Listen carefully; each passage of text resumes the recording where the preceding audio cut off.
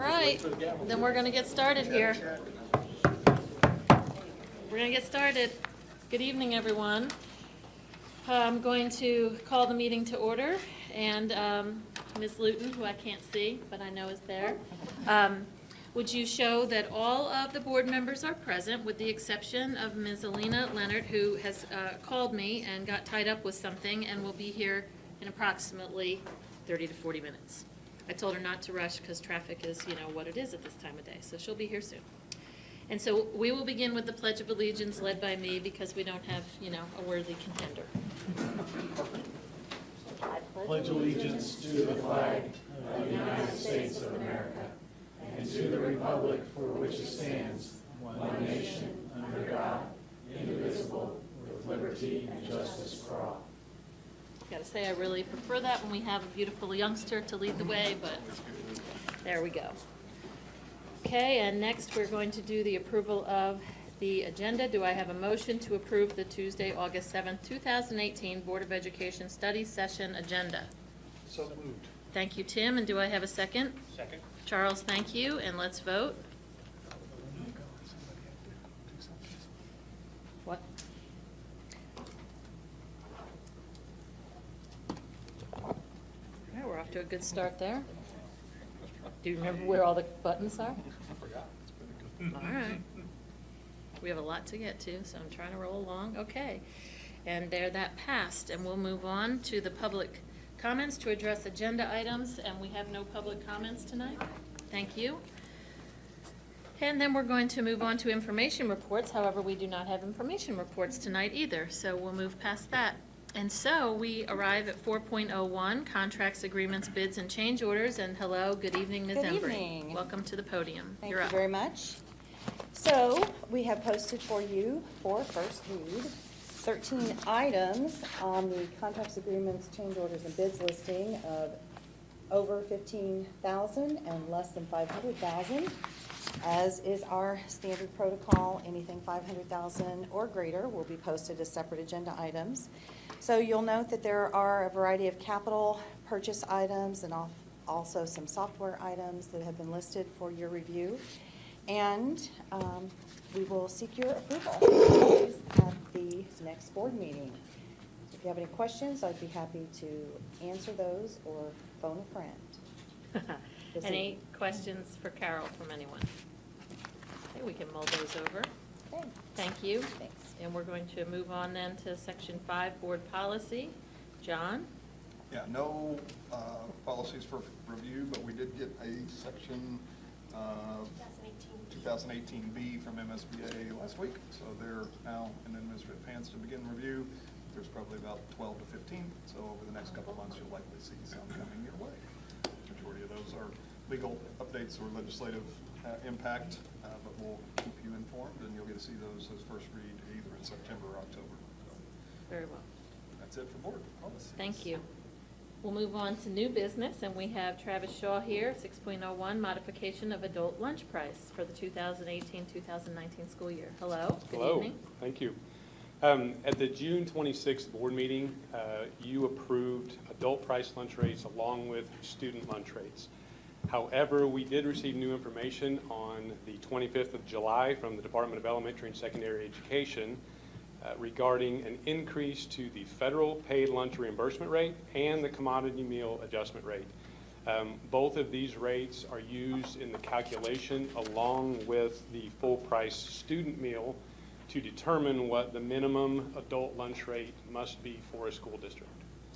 So with that increase, I'm here to request that the board approve that we increase what was approved in June from $3.50 for adult price lunches to $3.65 to accommodate the increase of those two items. Because of the start of school coming up in a week, this is something that I do need to request approval for tonight on a first read. Due to the timing. Consideration. Yes. Okay, so thank you for that, and we did receive information about that before this evening. Do I have a motion that the board approves the modified adult lunch price for the 2018-2019 school year as presented? I will make that motion. Thank you, Denise, and do I have a second? Second. Thank you, Jerry. And we'll vote. Thank you, Travis.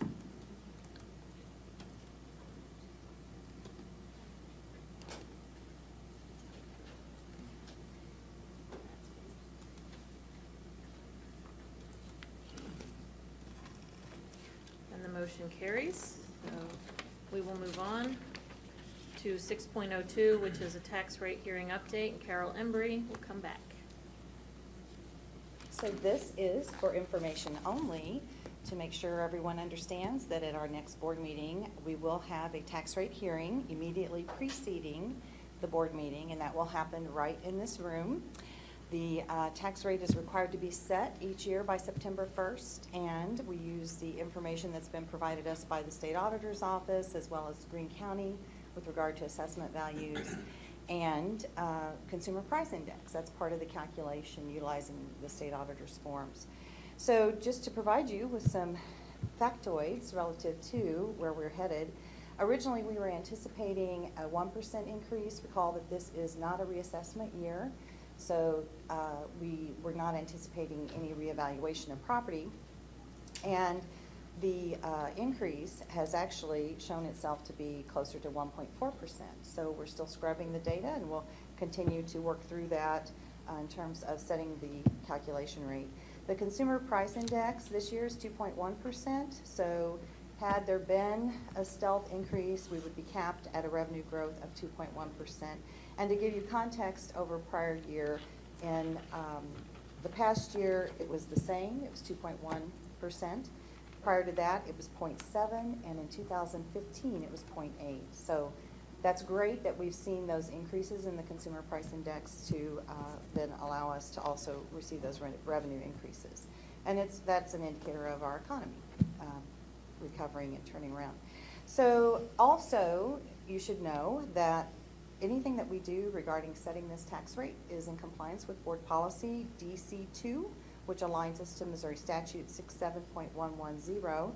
And we are required to post the tax rate hearing notification 7 days prior to the tax rate hearing. And the statute requires that we post it in public places. We are not required to run this in the newspaper, but we are required to post it in public places. It indicates 3, but due to the size of our district and our community, we take that a step further. We posted in all 5 high schools. We also posted at this building, the Greene County Courthouse, Greene County Commissioner's Office, and the Midtown Greene County Library, so that there can be some information preceding that point in time. So, again, immediately preceding the August 21st meeting, we will have the tax rate hearing, and then, again, there will be another posting of an agenda item for you to actually vote to approve it following the hearing. So, if you have any questions, I'd be happy to answer those. I would say, as a reminder, assessed valuation is not market valuation. So when those rates are assessed, you'll recall from previous budget presentations that residential property is assessed at a 19% rate. So take market value times 19%. Commercial property is 32%. Personal property, 33.33%, and agriculture, 12%. So we've talked about that in our community task force meetings to help educate those members as well. Any questions for Carol about that? Okay, no questions, and we'll expect more on that Yes. August 21st. Okay, very good. But don't go anywhere. I'm not going anywhere. Because I'm prepared. 7.01 internal audit plan That's right. 2018-2019, please. Yes. So we posted for you a draft of the preliminary scope. In closed session, we discussed that this year would be focused on purchasing cards and cash handling, and dependent on the time allowed beyond that, would potentially move into federal and state funding pieces as well. We anticipate that the cash handling review will take a larger amount of time than some of the others, because we're going to dig more deeply into at least each of the 5 high schools. So we did implement a new purchasing card system. We replaced American Express with the Central Bank Solutions back in 2017. And so a previous internal audit had reviewed that somewhat, but this is to swing back in and ensure that we've fully implemented to the highest level.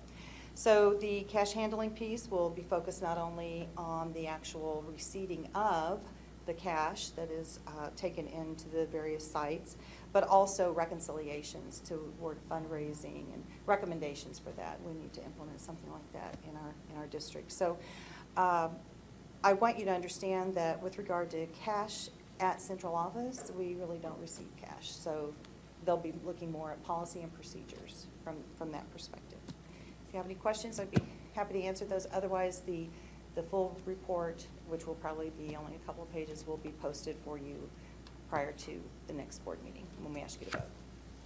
Thank you. Okay?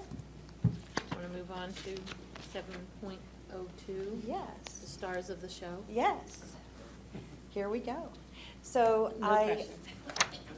I would like to go down memory lane for a moment. And we all know that there has been significant conversation in public meetings and administratively beyond that with regard to how to move forward with our facility master plan that was approved in December 2016. And at the February 20 meeting, you approved the recommended project list for architectural study for pricing. So this is not about deep design, but it is about having an understanding from a financial perspective and a possibility perspective how much it would cost and what would be feasible with regard to new construction or renovation. And so then we did let an RFQ and we hired architectural firms to do that work. We provided you with the actual recommendation April 17th of the cost for the study. And at that time, we recommended H Design and Hollis & Miller for the elementary study projects, Dake Wells Architecture for the middle school projects, and Buxton Cubic Dodd for the high school projects. So I am very happy to report to you that this process has been quite excellent. These architectural firms independently operate, yet they pulled together and collaborated and worked very well as a team. And I know you'll hear more about that and you'll see it in the information that's being brought forward to you this evening. Before I invite the person who's going to start us off this evening to the podium, I do want to highlight though for you, and John, are you passing out the One would you like me to start? yeah.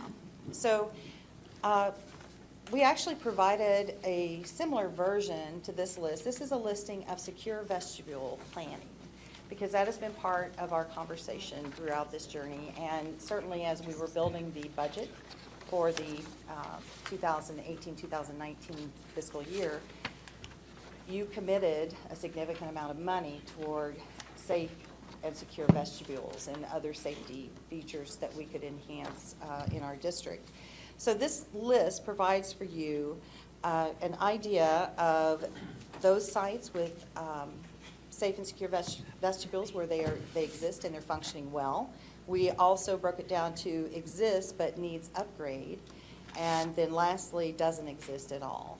So this shows you the sites for full architectural design and pricing, and that would be the study list, the project study list that you had previously approved.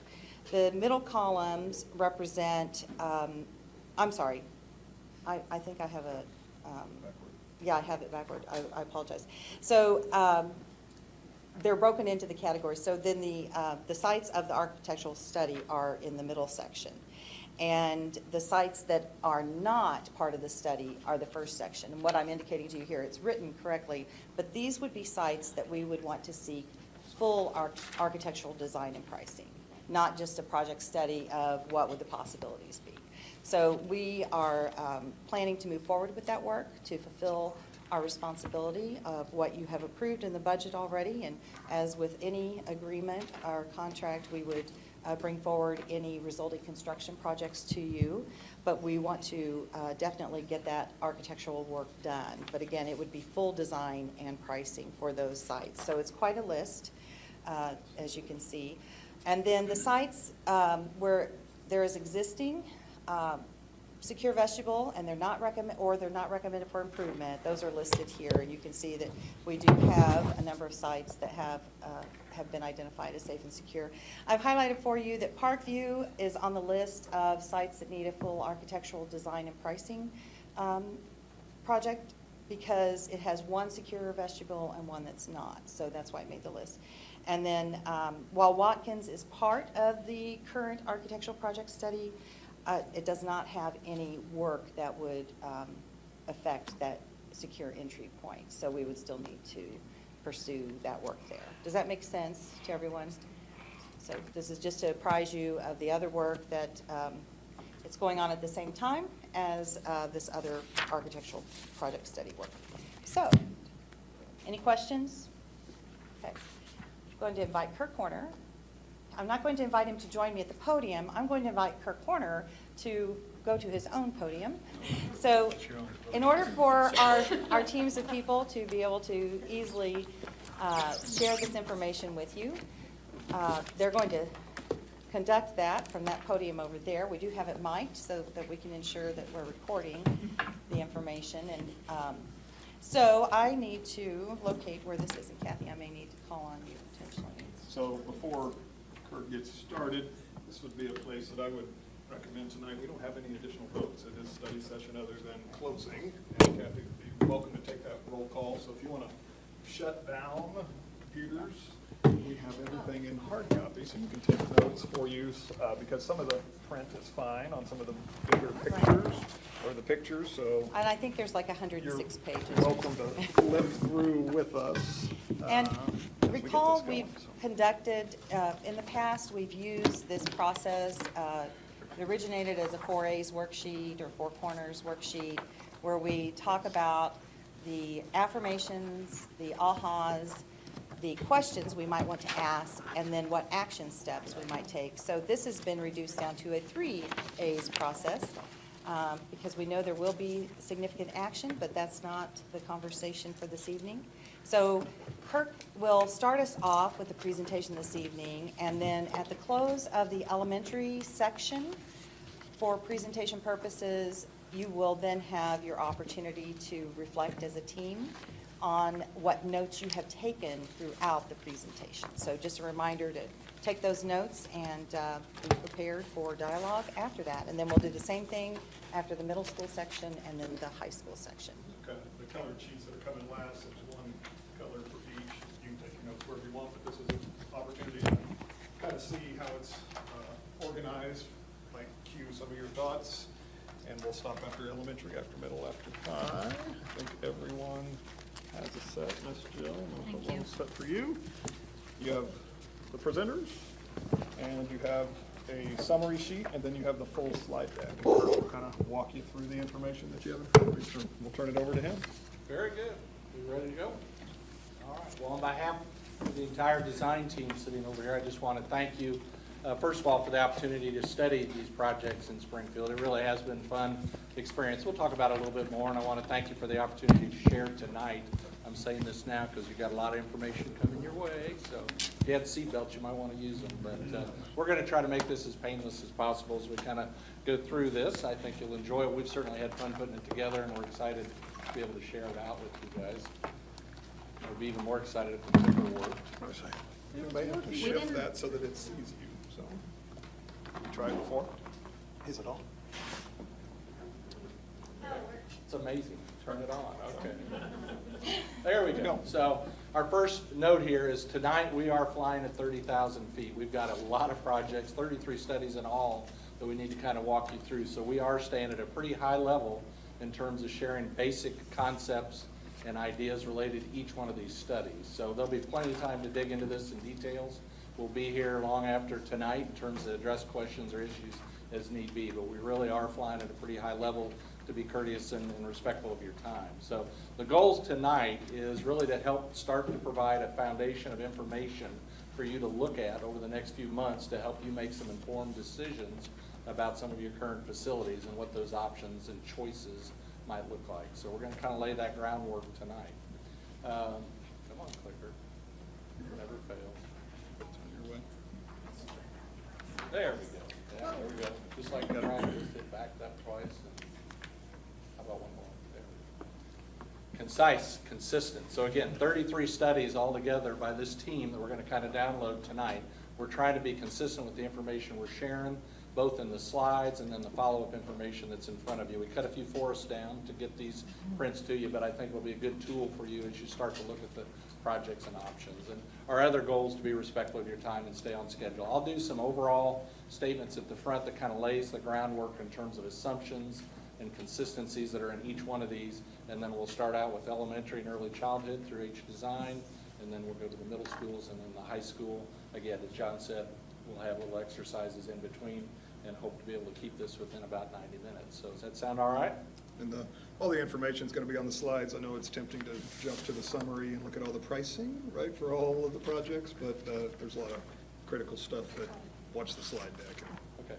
All right, so we're going to talk first of all in terms of just kind of this orientation of what we've done and how we've done it, so you have a good feel and maybe some ownership in terms of what this process has looked like. So it really has been a pleasure. Carol kind of alluded to it in terms of these 4 firms coming together to figure out how can, and architects tend to be unstructured and kind of crazy sometimes on their own, but how can 4 firms work together and really put together a good product? And I think we're very proud of what we have to share tonight. As far as presenting, again, I'm Kirk Horner from the H Design Hollis and Miller team. Presenting with me tonight is Brent Stevens over there with H Design, also Chelsea Gray from the same team, and also not speaking tonight, but part of the team, Cassidy Love. On the middle school side, we put down Matt Thornton's here. He certainly did a lot of work. Speaking for them will be Brandon Dayton. And then last but not least, we talked about BKD, Brian Kubik's here, John Dodd's here, and presenting will be Ryan Stewart. So hopefully you got the cheat sheet here. If you have any questions, write them down. That's my favorite part so far. So far, so The good? cheat sheet? Yeah, well, we've got plenty of cheat sheets to give you, so, all right. It really has been fun. I will share with you what we've done is the team got together, we brainstormed, kind of visioned. We met at least once a week by phone on Thursday mornings and communicated and shared back and forth, and at a minimum, we came together as a team once a month to really kind of look at how do we put this together so it's a good usable tool. There's consistency, there's commonalities there. If you look at it on one project, it should be the same on the other. So really worked hard to bring that around, and I'm proud what the team has to share with you tonight. I think turned out to be a very good product. Clicker's not being a good product here, but there we go. So one of the biggest issues, again, all about process. In our business, it is about process. And if we have a good process and we have good people and we're getting good information, we're going to end up with a good product. So what we did is we kind of came together, a game plan early on. How are we going to tackle this? How are we going to communicate? How are we going to get input from each other and the district as we go through that before we did anything? Next step is we collect data. So we go visit each of the sites. We have an opportunity to really get a firsthand feel for some of these buildings, what the issues are. We're also collecting information from the city, from archives, from drawings, just trying to get all the facts we can out on the table before we really start evaluating where we're going. The third step on this is what we call kind of a conceptual program. Set the buildings aside, set aside these existing issues, and let's talk about what it is we want for the kids in the Springfield School District. So we created programs that help guide our future decisions as we move further on down the process. Each one of these projects has a kind of a conceptual program listing the square footages and the programs that are included. That's in another packet that the district has. But that gave us a consistent tool to look back on square footage and programs, those types of things. The fourth step's a fun one. So what we do is we start taking those existing buildings. We take that program that we got out of step 3 and we start looking at options. And we looked at 3 to 6 options on a lot of these buildings early on. And then what we started doing is started to refine them down to where eventually on step 5, we said adopt the best plan. The reality is what we're bringing to you tonight is multiple options on most of these projects. And some of them are additions, some of them are new facilities, some of them vary in terms of kind of combinations in between. But part of our goal was to make sure you had plenty of choices and the information you're looking at was derived from a consistent manner regardless whether it's elementary, middle, or high. John, just maybe not clicker. There we go. All right, so what do we have here? Study goals. Go ahead, John. There we go. So we had 4 goals when we started this thing out. You have invested in a study previously by MGT, right? And so we took that study. That was part of the collecting the data, get to understand that study, what were the key components of that study, and how do we kind of build upon that document so it's all kind of tying together as we go through this. Second goal, as we kind of looked at this, is we're planning for the future needs of learners. It's not about bricks and mortars and windows. What we're trying to do is provide spaces and facilities for learners and for teachers to be successful. So that whole programming phase was very important to make sure we were kind of making sure the learners were the priority and it wasn't asphalt and bricks that were driving this process necessarily.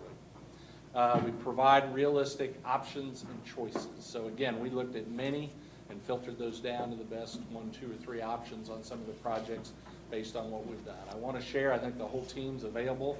If at any time you have different ideas or we need to modify something, we're here to be able to do that. But we feel real good about giving you those choices. And then provide a consistent, accurate tool and data. So when we talk about cost on new construction here, it should be the same on every project on down. We talk about renovation or mechanical systems or site work. There's consistency on all 33 studies as we go through that. So feel comfortable. We feel very good that you really are getting an apples to apples kind of comparison as you look at all these studies that are going to be presented tonight. So when we talk about kind of some of the other issues related to assumptions, we had to make certain assumptions, again, to help us be consistent as we went through this. So in the MGT report, as we looked at that, our goal, and this is kind of a rare opportunity as architects in planning, we have those existing conditional scores and those existing suitability scores.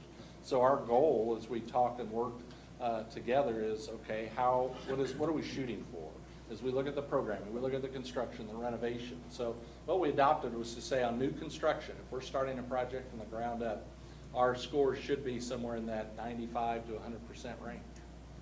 We've got a clean slate, we're starting over. So on the additions and renovations, where we're dealing with existing facilities and programs and sites, maybe that number drops down somewhere between 90, I think we put down 90 and 95, just being realistic. So the idea is when maybe MGT came back and looked at these solutions or studies or down the road, we feel confident that what we put together from a budgeting perspective and a planning perspective should be able to hit those scores for you. Second item, it says site and building studies. These are not architectural designs for design's sakes, but these are studies. And what we did is we're looking at program space versus site versus existing building. We're looking at existing site issues and trying to make proper assumptions so the parts and pieces that are included in there are priced out, we can fit them on the site, and we can get some general relationship that works. But I would urge you, these are studies. We had to pull the reins back on all of us because we want to design, that's what we do. These are studies to just make sure the numbers you're getting are accurate and real. So, Yeah, real quickly, when you visited the sites, would you have assessed the condition roughly the same way that MGT did? yeah, it's interesting. There's a tool they use, very similar. It's kind of an industry standard, so I didn't see anything unusual there in terms of how they evaluated or what they did. It's a good report, and it was very helpful to build on. So it's a big report. It's a big district. Yeah, it is. It is. All right. Why did I feel like I skipped one? There we go. So another assumption that we looked at, safety and storm shelter protection. So we understand this is a critical issue in educational design. It's a critical issue here in Springfield. So when we talk, Carol was talking about those safe and secure vestibules. All these concepts integrate some kind of safety feature as far as people coming and going, how we orient entrance and exit into the school, how we deal with bus safety and parents, those types of things. And then we also, if there's new construction, we're providing for a high wind shelter, tornado shelter in the allowance and in the budgets to make that happen. Again, if there's new construction. If we have a project that is 100% renovation, and there are a few options that are like that, it might not be included in that. We can talk about that, but generally that's in there. And also what we did is we assigned square footage and then a cost escalator to accommodate the structural and some of those mechanical issues. Now the one thing I want to be clear, these aren't FEMA's structures. These are high wind storm shelters, and that's what they're budgeted for, and they will protect up to 250 miles an hour and those types of requirements, but we didn't budget for necessarily all the other features that kind of go along with typical FEMA type things. Building costs, we actually approached a contractor, Crosslin in Springfield, and consulted with them, the team did, in terms of cost, so we could all be in that conversation together. At some point we had to land on some numbers in terms of consistency. So what we're showing there on new construction, $225 a foot total. On renovation, you can kind of see a light, medium, and heavy that we assign. So light is basically carpet, maybe some finishes. Medium would be starting to tear out a few walls, ceilings. Heavy is when we're getting into structural, mechanical, plumbing, those types of things. So, and then as we did our pricing, we kind of based it on that. Same with the site work. We looked at 3 different versions, just a light, medium, and heavy. And then if there was something unique about that solution, we would throw extra money in it related to whatever that scope is. But there is money. When we look at building costs, it is total project cost, hard cost, soft cost, and then we included some inflation in there also. We may talk about that a little bit. There is no reference in any of these studies or any assumptions at this point in sequencing of projects, in what order those projects might occur, and those types of things. That's for the board and the community to look at as they start looking at different ideas and options and combinations. So what we did do, it's kind of interesting, all the projects are priced out for October of 2019. And then in your future sheets, you'll see we escalated it for 20, 21, 22, 23. So you can, as the board and community looks at sequencing projects, we've got numbers in there that you can pick on depending on whatever that project. But does that work so far? Yeah. When you say site development cost is X dollars per square foot, are you talking about X dollars per building square foot? Yes. Okay. Yeah. And again, sometimes, most of the times that works, but we looked at it, and if there was something significantly different that we knew there was going to be a problem, or heavy paving or something like that, Got it. we would make slight adjustments up and down. Got it. Thanks. Does that work? Your trigger. All right, so each one of you, I've worked with school boards long enough, I've always had them say, just get all the information on one page. So there's your one page. This summarizes all 33 concepts, and there's just general information across the top. I don't know if you need it tonight, but I would suspect at some point in the future, it might be a good reference, but it talks about square footage, starting cost, finish cost, those types of things, and will hopefully be a good tool down the road as you look at different options. So, all right. There we go. So again, we're going to start initially in terms of with the elementary and early childhood. That was done by H Design and Hollis and Miller to begin with, and Brent is going to come up and start through the projects and kind of wanted to explain the overall sheet just to the right. If we can go through that, will that work? I'll go run the laser. Okay. Hi, Brent Stevens with H Design Group. I've calculated, I think I've got 1 minute and 15 seconds per project. So apologize if I go through this pretty quickly, but that's what. First, as Kirk mentioned, let me kind of give you the diagram of the sheet. So what you'll see here is, I'm actually going to point it here. So what we have here is basically you're going to see the existing facility. You're going to see space legends. You're going to see the grade level, statistics. These are all very difficult to read. The assessment scores, bus riderships, what else do we got there? Site size and site options. We tried to paraphrase the basic information over here on the side, so that's what we'll really be focusing on. You also see in the new concepts that there are 2 basic colors. There's an orange and a blue. So orange is new construction, blue is renovation, and white is existing. So on this particular project, let's go to Bingham Elementary. This is a condition score 59. You can see over here. Site area, I want you to kind of take note on the site area, 6.74 acres for this particular site. The building capacity is 457. Our target is 450. This is one of the bigger elementary schools that we've studied. So you can see we're not really looking for more capacity, but we want to get the program up to the current programmatic document that we've done. On this particular option, we've got two renovation options and 1 new classroom option. So could you go back just real quick for me, Kurt? Couple things that we want to focus on here. We've got a drainage channel here that comes through the site. We want to make sure that that kind of limits our constructability along this edge of the site. Parent drop-off and queuing is really bad on this particular project because they're coming off Cherry Street, only have a small area to queue in that area. They have a gymatorium. You're going to see the gymatorium on all of these schools, which is your cafeteria, your gym, and your auditorium, with a very small kitchen space. We see that as a pretty common thread. Small classroom sizes. In this particular project, there was some signs of asbestos with the 9x9 tile, and then we had some poor kind of corridor sight lines for monitoring of students. So those were the main things that we looked at when we came to the first option. The first option is a single-story solution. And again, you can see all the blue is renovation, all of the orange would be new building construction. So what we're looking at here is we've introduced a new queuing line along the front of the site. So that takes care of really getting better queuing off of Cherry. And so we've kind of calculated that into the cost. We have a new identifiable front entrance, which allows us to expand our administration space, get a new identifiable front entrance, and get a secure vestibule. New standalone gymnasium, dedicated cafeteria with expanded kitchen space, and we've solved those corridor sightline issues. Okay? The next option is really just the same thing, has all of the same benefits, but it's a two-story concept. That allows us to maintain a little bit more green space, is really what that two-story solution does. It does have an elevator in it, but as you can see, we've maintained the balance of the site in this particular concept. We did do a new concept. Bingham has a new project concept.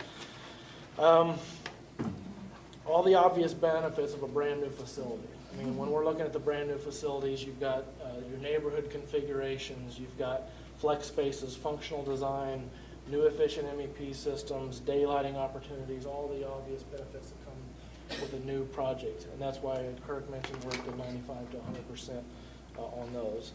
This particular site really addresses Cherry Street well and preserves this existing playground space. But really, all in all, it's a similar configuration. And that's one story. That's a one-story concept, sir. I'm sorry, I'm going to go through these fast. Okay. What's your green sheet is, or take your notes wherever, put your questions. We'll break after elementaries again and kind of take a breath and ask questions. You're So. cutting into his minute 15. Go on. Bissett Elementary has a condition score of 65, 5.8 acres, 323 current students, and we're looking at 350 students. It does have a low condition store, small classrooms, that sort of thing. This is a pretty common type configuration and school layout that we've seen. So on the new concept on this one, what we are doing is meeting the new programmatic requirements of the K through 5.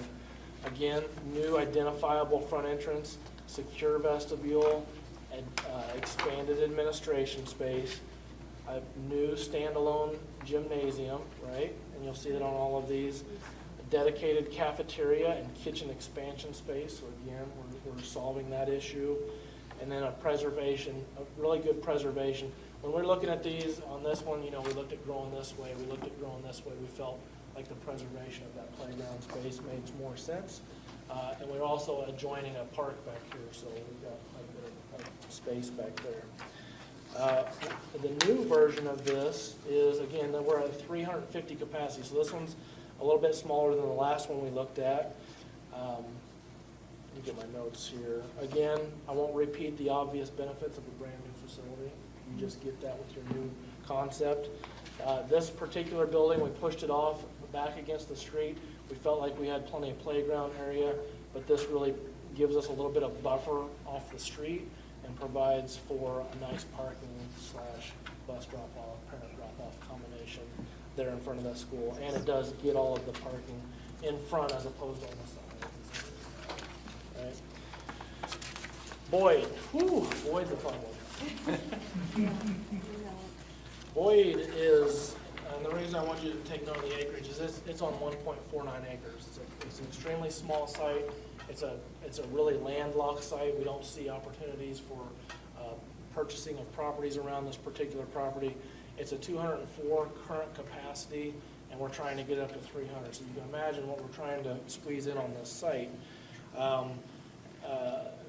Parent drop-off and queuing is a problem because it's all done on the street. There is a sunken kind of gymatorium in the basement level that has flooding issues. There's small classroom sizes. The majority of this particular building is inaccessible. It's a 3-story structure, no elevator, you come in the front door and you're going up a bunch of stairs to get to the office space. Only restrooms are actually in the basement, and there's actually classrooms and trailers over there right now. So it's a challenging site. So this concept would be really getting in the weeds to explain it, so I'm gonna try to just point out the highlights. What we've done is we have met the programmatic requirements with this concept. We have a new front administration area right here in the entrance with, again, the new vestibule, new elevator that gets us up to all 3 levels. Maintains, one of the key features of this building is that we wanted to maintain that front facade. It's a beautiful building, wanted to maintain at least the front portion of that facade. We do now have a standalone gymnasium. The dedicated cafeteria we moved out of the basement and up onto this main level gives better delivery entrances for foods, and increase the accessibility to all levels, add restrooms on each level. But the elephant in the room is just the amount of playground space that we have to capture by adding all of this into the program. We lose parking, we lose playground space, and we still don't have a good resolution on drop-off. So, Boyd knew. Now this one's interesting because we are trying to figure out what a site might look like. We don't have a particular site in mind, but we're trying to figure out, we figured for a multi-story concept, a multi-story option of 300 or more, we need about 3 to 4 acres. And you can go to that next slide there, Kurt. So what we did is we just wanted to kind of figure out if we have a street here and we've got property, what's the smallest site we could fit a new elementary school on? And this is about 3.5 acres, I believe. If we wanted to do a single-story concept, I think it's about 4 to 5 acres. So that just kind of gives you an idea of what we're faced with on this particular project. Going on to Sunshine. Sunshine is 5.5 acres. We were only going to study a renovation project on this one. We're not studying just renovation and additions. Again, pretty good increase in capacity. We're at 206 now, and we're wanting to get to 350. Some of the issues on this particular project is, if you're familiar with this, the main entrance and the administration is in here, but all the parking and the drop-off happens back here. So if you visit the site, you get buzzed in here and you walk all the way through the site to get to the back of the building. The gymatorium and small kitchen, small classroom sizes. So our solution was really to introduce a new drop-off lane. You guys can imagine and know how crazy Sunshine Street is, and so we really didn't want people queuing in off of Sunshine. So we came up with the idea of internally queuing, but get them at the front of the building, so that front entrance is really what it's meant to be, which is a front entrance, which is, we get that secure vestibule, our administration's now in the right spot, and that's where all of that now happens. New dedicated parent drop-off, standalone gymnasium. You can see a lot more new construction on this project because of the increased capacity. We located the gymnasium in a place that's kind of separates the playground from the staff parking, which is good for security. This is our internal drop-off. We could even close this off and make expanded playground space for that. Watkins was a pretty simple one. Watkins, we were just tasked with how can we add 4 classrooms. So that's all we looked at. I don't need to spend but a minute on this. If you go to the next slide. Timing. Yeah, good time. Catch up here. We're basically just adding 4 classrooms over there. That's all we were really tasked to do on that one. It actually had a condition score above, I think it was 77. So I think we just, 77. So we just needed to study that from a small expansion. The last one I need to talk about before I turn over is Williams. Okay, Williams has very colorful interiors. It has an extremely large site, which is a benefit. It's 16 acres. This is very similar to the Sunshine School that we looked at, the fact that your main entrance is here, but all your parking and drop-off is here. So kind of have that same situation on this particular project.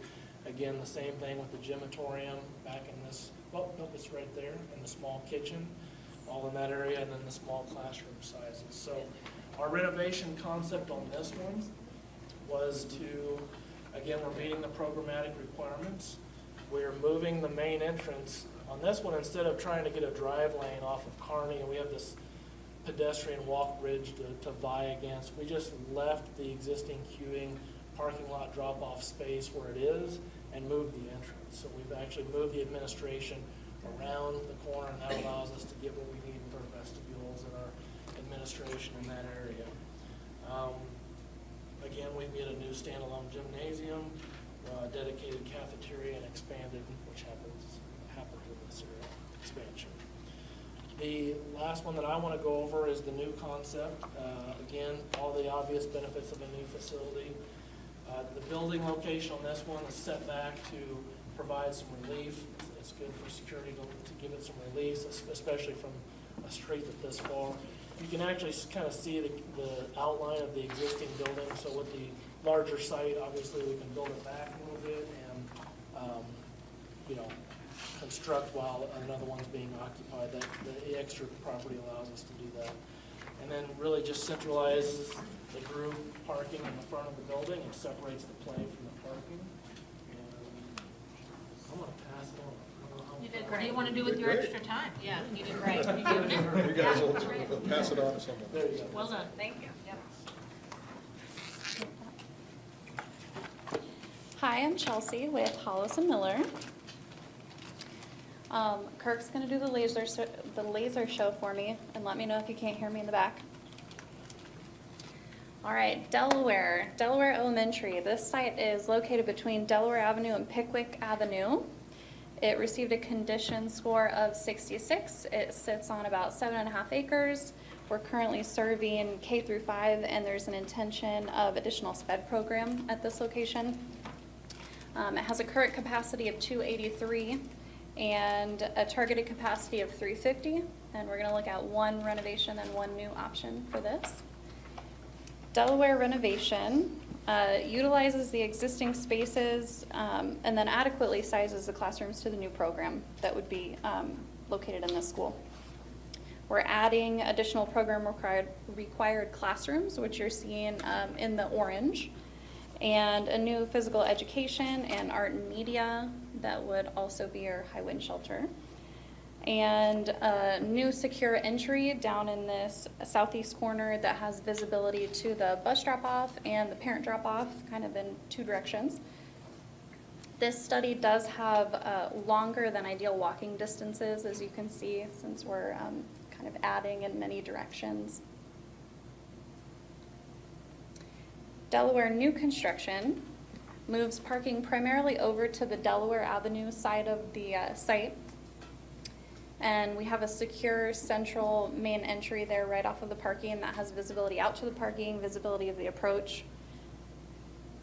This is utilizing distinct neighborhoods and flex learning zones, which we are able to do because it's all new construction. And we also have the opportunity for outdoor play that's sheltered from the main roadways, but it limits our future site growth a bit.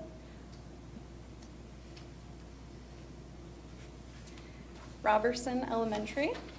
This one's located off of Kearney Street and Taylor Avenue.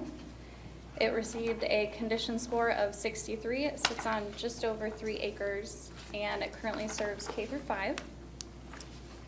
We have a current capacity of 343 with a targeted capacity of 350 for this school. And we're going to walk through one renovation and two new studies. So Robertson Elementary renovation, we're utilizing existing spaces, and we have to add ramps and an elevator so that we can achieve ADA compliance in this school. We have a lot of shifting happening in this school. We have a new physical education and art and media that's shown up here in the orange, and a new secure entry kind of in the center right off of the parking. Again, you're going to have visibility out to the parking and of the approach with that location of that secure entry. We're separating the parent visitor drop-off and parking down on this southwestern corner of the site from the buses and deliveries, which happens to the north.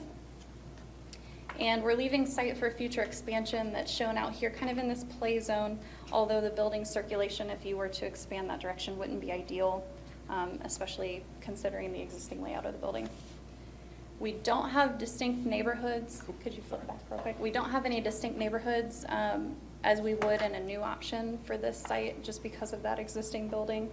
And some of these classrooms that are right along Taylor are a bit segregated from the rest of the classrooms that all kind of dump out into that central space. And this one does require significant square footage for the ramping and other ADA compliant. Robertson, new construction option 1 allows for the use of the existing building while we would be constructing the new building. You can kind of see that faintly dashed in gray.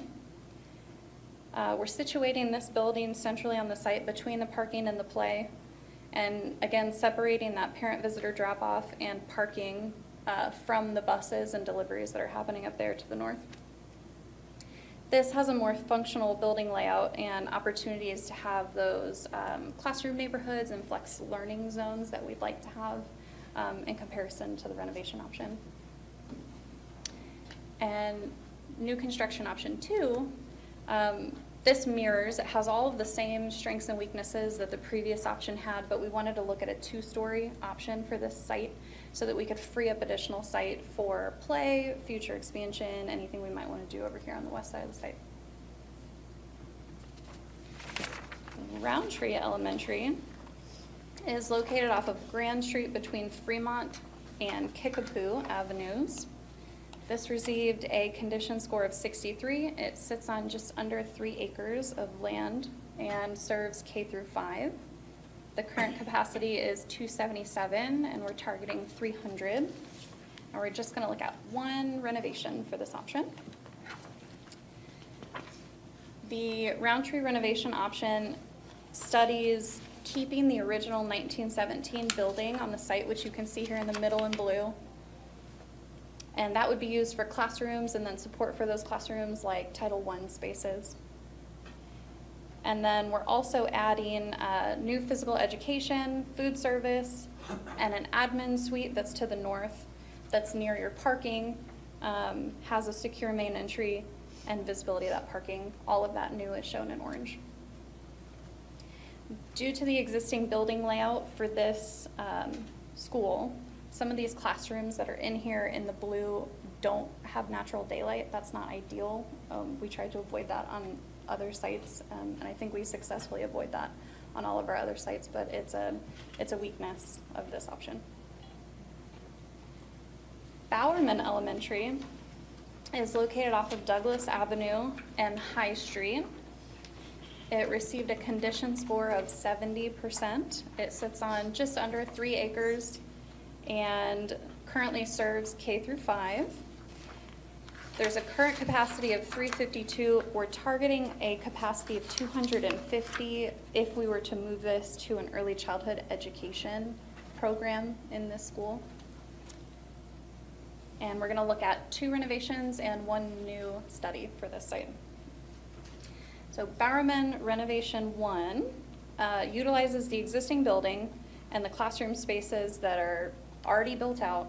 We're doing light renovation of those finishes, so you could think of this more like a move-in option. We're not doing a lot to this space before we reoccupy it with new program. We are reworking the admin suite that is right adjacent to that existing main entry so that you have a new secure entry vestibule. And then we don't touch that existing main entry. You would still enter in there off of this parent and bus drop-off. We do add, could you jump back one second? We do add a new elevator to achieve ADA compliance for this school.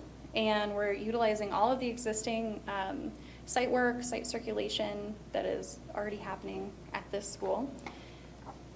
This study does have an excess of program due to the lower target capacity for this school in the future, based on what we studied. And it's an excess of about 10,000 square feet for this school. Bowerman Renovation Option 2 utilizes the existing building perimeter, but we're reworking the entire interior to get those spaces to meet what we'd like to with the new program. So we're reworking the classroom sizes a bit to meet that new program, changing the counts of those classrooms to meet that new program. Again, on this site, we're also utilizing all of that existing site circulation, play space, drop-offs, nothing like that changes. The only new thing is a new delivery drive that's off the south end here. And we are adding an elevator to achieve ADA compliance again in this option. So Chelsea, is that basically in that, so just got the inside of the building Yep. and putting? Yep.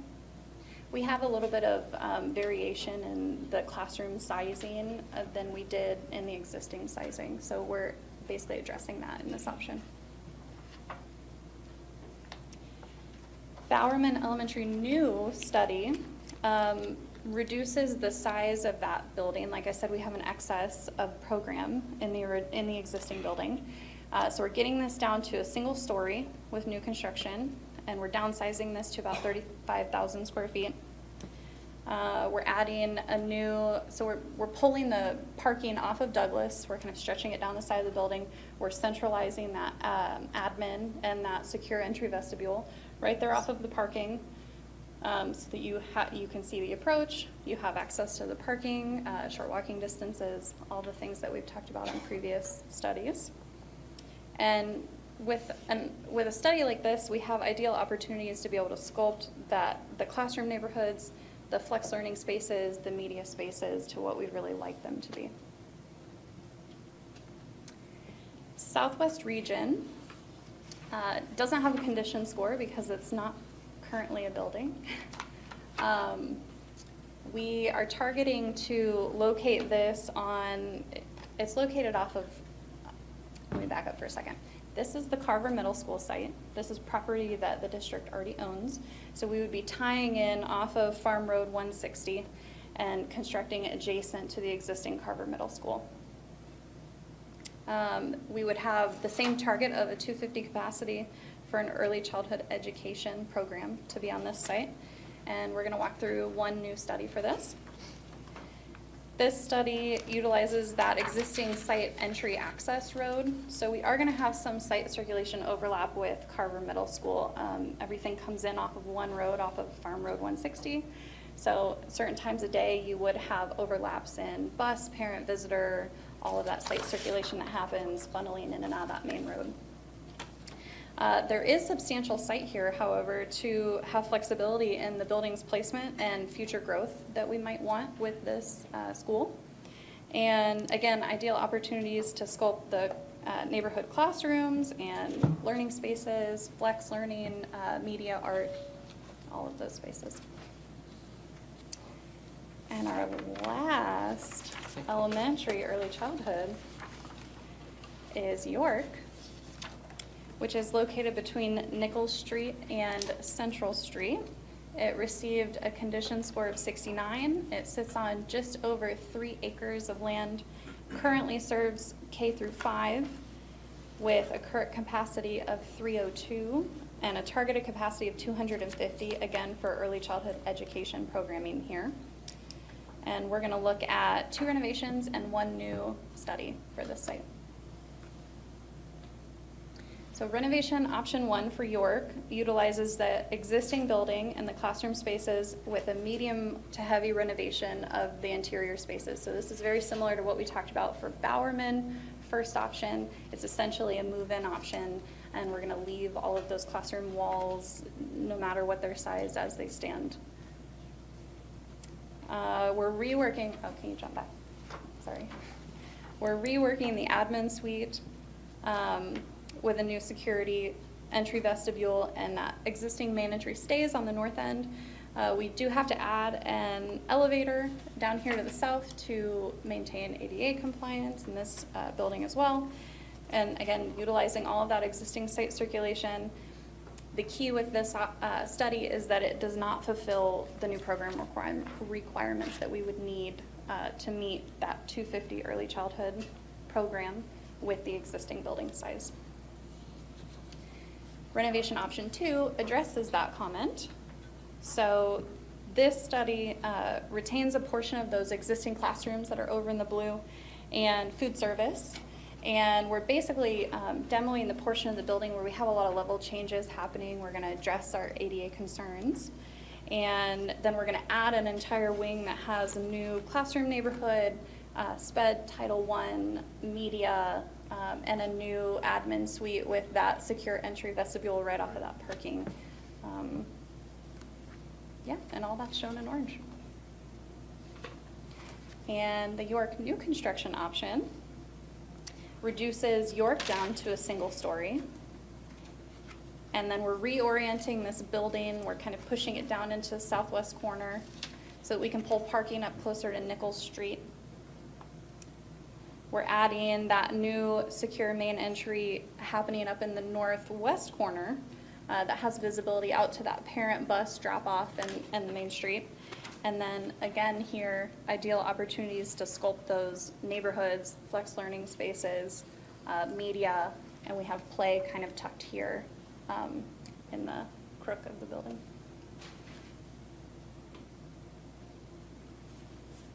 Take a breath. All right, so you've made it through 24 slides of different concepts, and that's what I think everything we need to remind ourselves tonight is these are concepts of solutions to things that were identified in the facility master plan. They're not final proposals by any means, and we don't even know if those are the exact way we want to use those buildings, right? Because as we study early childhood centers in some places, we're not sure if that's the best solution. Community Task Force is going to weigh in on that information. You guys are going to continue to weigh in on that information, but these were the projects we asked them to go out and study. Now we have square footage costs, we have reno costs, we can apply those costs to other buildings if we decided to do different things on different sites. As we just kind of take a break on the elementary side, you've got your processing sheet. If you had any things that you wrote down on affirmations, ahas, or asks, or other direction you want to go, this is the time to kind of just think about elementary and early childhood, and we can collectively talk, or the architectural team would be glad to step up and answer specific questions. Again, our hope tonight is not to dive into the weeds of concept by concept, but clarify anything, because this is kind of your first time to get it as a group. So I'll just turn it over for your dialogue, and then whenever you're done processing a little bit, we'll go to the middle schools. Any Tim, do you have anything? affirmations? Oh, I have plenty. What made We me assumed think you so? might. I'll go through, I'll just straight go through my sheet. The affirms is that renovation costs less, new construction costs more. And so that's one affirmation. My second affirmation is that it's possible to renovate, but the results are mixed. You know, it looks like some buildings function better. Some sites are better renovations than others. And speaking of which, I just wrote, Boyd is tough. The existing Boyd building is tough. And I put that in capital letters and underlined it. Boyd is tough. The ahas I had was, it's good to see gyms in all elementaries. I think that's great. I love seeing gyms in all elementaries. It's good to see the possibilities of building new while still in operation on the same site. I saw that with Williams, I think, yeah, Robertson is another. And give credit to former boards who have acquired property so that that's possible in some of these urban sites. I saw that Bowerman has extra square feet if it's used for the early childhood center. And it could house neighborhood resources as well then, although Dream Center is just down the street. Yet York is undersized. So I connected those two. I'm not quite sure what that might mean, but that was an aha for me. And that's all I did was aha. I didn't do anything more than that. So questions, I have 3 questions so far. Has administration looked for sites for Boyd without naming any, if you have? Are there any sites for Boyd that are in the in the Boyd attendance area? Any potential sites? I think there would be. I mean, we're not going to be able to find a 8-acre site, right? But that's the target. They said 3 to 4. And I think if you look at the rest of the sites, if you can get to 3, it might be tight, but it's manageable. And for the most of the other ones, they didn't even look at another site option because you got almost 3 acres or a little more than 3 acres. So I think there's a couple options out there. Good. We're not, when you go to the middle school site, you know, it's probably a lot harder to find 10, right? But I think there's 3 to 4 in that region that we could target. Now it's going to require purchasing. Well, I know that's a concern among neighborhood folk, is that if you must build or move our school elsewhere, don't move it out of our neighborhood. Yeah, I think that's the ultimate goal, is no boundary shifts in that conversation. It's Right. all about trying to get them within the current neighborhood, so. Second was, how might we educationally program, I don't know if I'm using the right language here, but how might we program renovated buildings versus Fremont or Sherwood style of of delivery? I saw a lot of and I realized these are just to show scope, not necessarily to show style, but that a lot of these remained the double-loaded corridors, and didn't have the little neighborhoods, the clusters, the communities. What'd you guys call them? Learning communities. Learning neighborhoods. communities, yeah. Neighborhoods. Yeah, Neighborhoods. Were you able to group, grade Yeah. levels and those kind of things? And then one question that I will be asking, that I hope that we'll go further, is to find out what it would cost, what kind of budget we should put to Bowerman and York sites for them to remain as elementary schools. Say it again, please. I'd like to see the costs for Bowerman and York to remain as elementary schools, so that we have that information. Great. Anything from your 17th page? No, ma'am. I wanted to defer to him because he's the expert and we're going to rely a lot on him, but who else would like to share comments or questions? I am tempted to simply say what he said. I'm writing it Yeah, down. You do yeah. it your way. I think, Tim, just to riff on something you had mentioned, you're pleased to see gyms in all of the renovations or new constructions. And I think by implication, also sort of dedicated cafeterias and auditoriums. In some ways, if we have separate gyms, we also have those separate spaces that I think create some opportunities that we don't also have. And I think that the primary question I had is precisely the one you asked, is what are our options for Bowerman and York if in fact we make the decision to keep them as elementary schools? I think to your point, every elementary that we've done, either did a significant renovation or construction in the last several years has what you talked about. That's why the program is, you get a gym, you get a cafeteria space, you get auditorium. It's not a dedicated auditorium, but you have those performance spaces as part of those things, whether it be Harrison or Sherwood or any of the others. So it's kind of been the design for quite some time. Wilson's Creek, when it was built, I mean, that's. Is that it? Who else would like to? I'll say a couple things. Denise? Anyone else? Just affirmation is that it's really interesting how several of our buildings have lots of land, plenty of land to grow. Yeah. Some of our buildings have zero land to grow.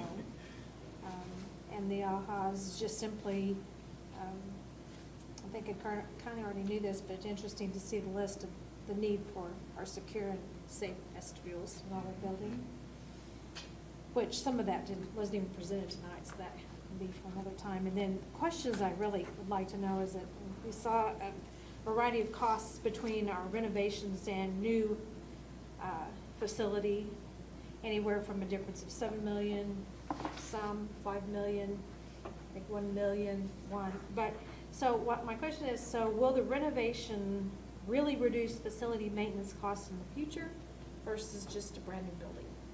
So I know that we want to preserve old and we love some of the old parts and structures. However, when you renovate, are you renovating enough that in the future we would not expect to have maintenance costs from the old part of the building? Or once we build new, can we, would we expect not to have that maintenance cost? I mean, does that make sense? I feel like there's So I'm initial trying to- cost. Initial cost There's versus also sustainable long-term. cost. Long-term. Yeah. You're seeing a lot of nods. That's a great question. Yeah. Because you buy an old house and you renovate, you still kind of have an old house. Uh-huh. And you still have to keep Well, up I'll parts jump of it. in. I'll tell you where I would,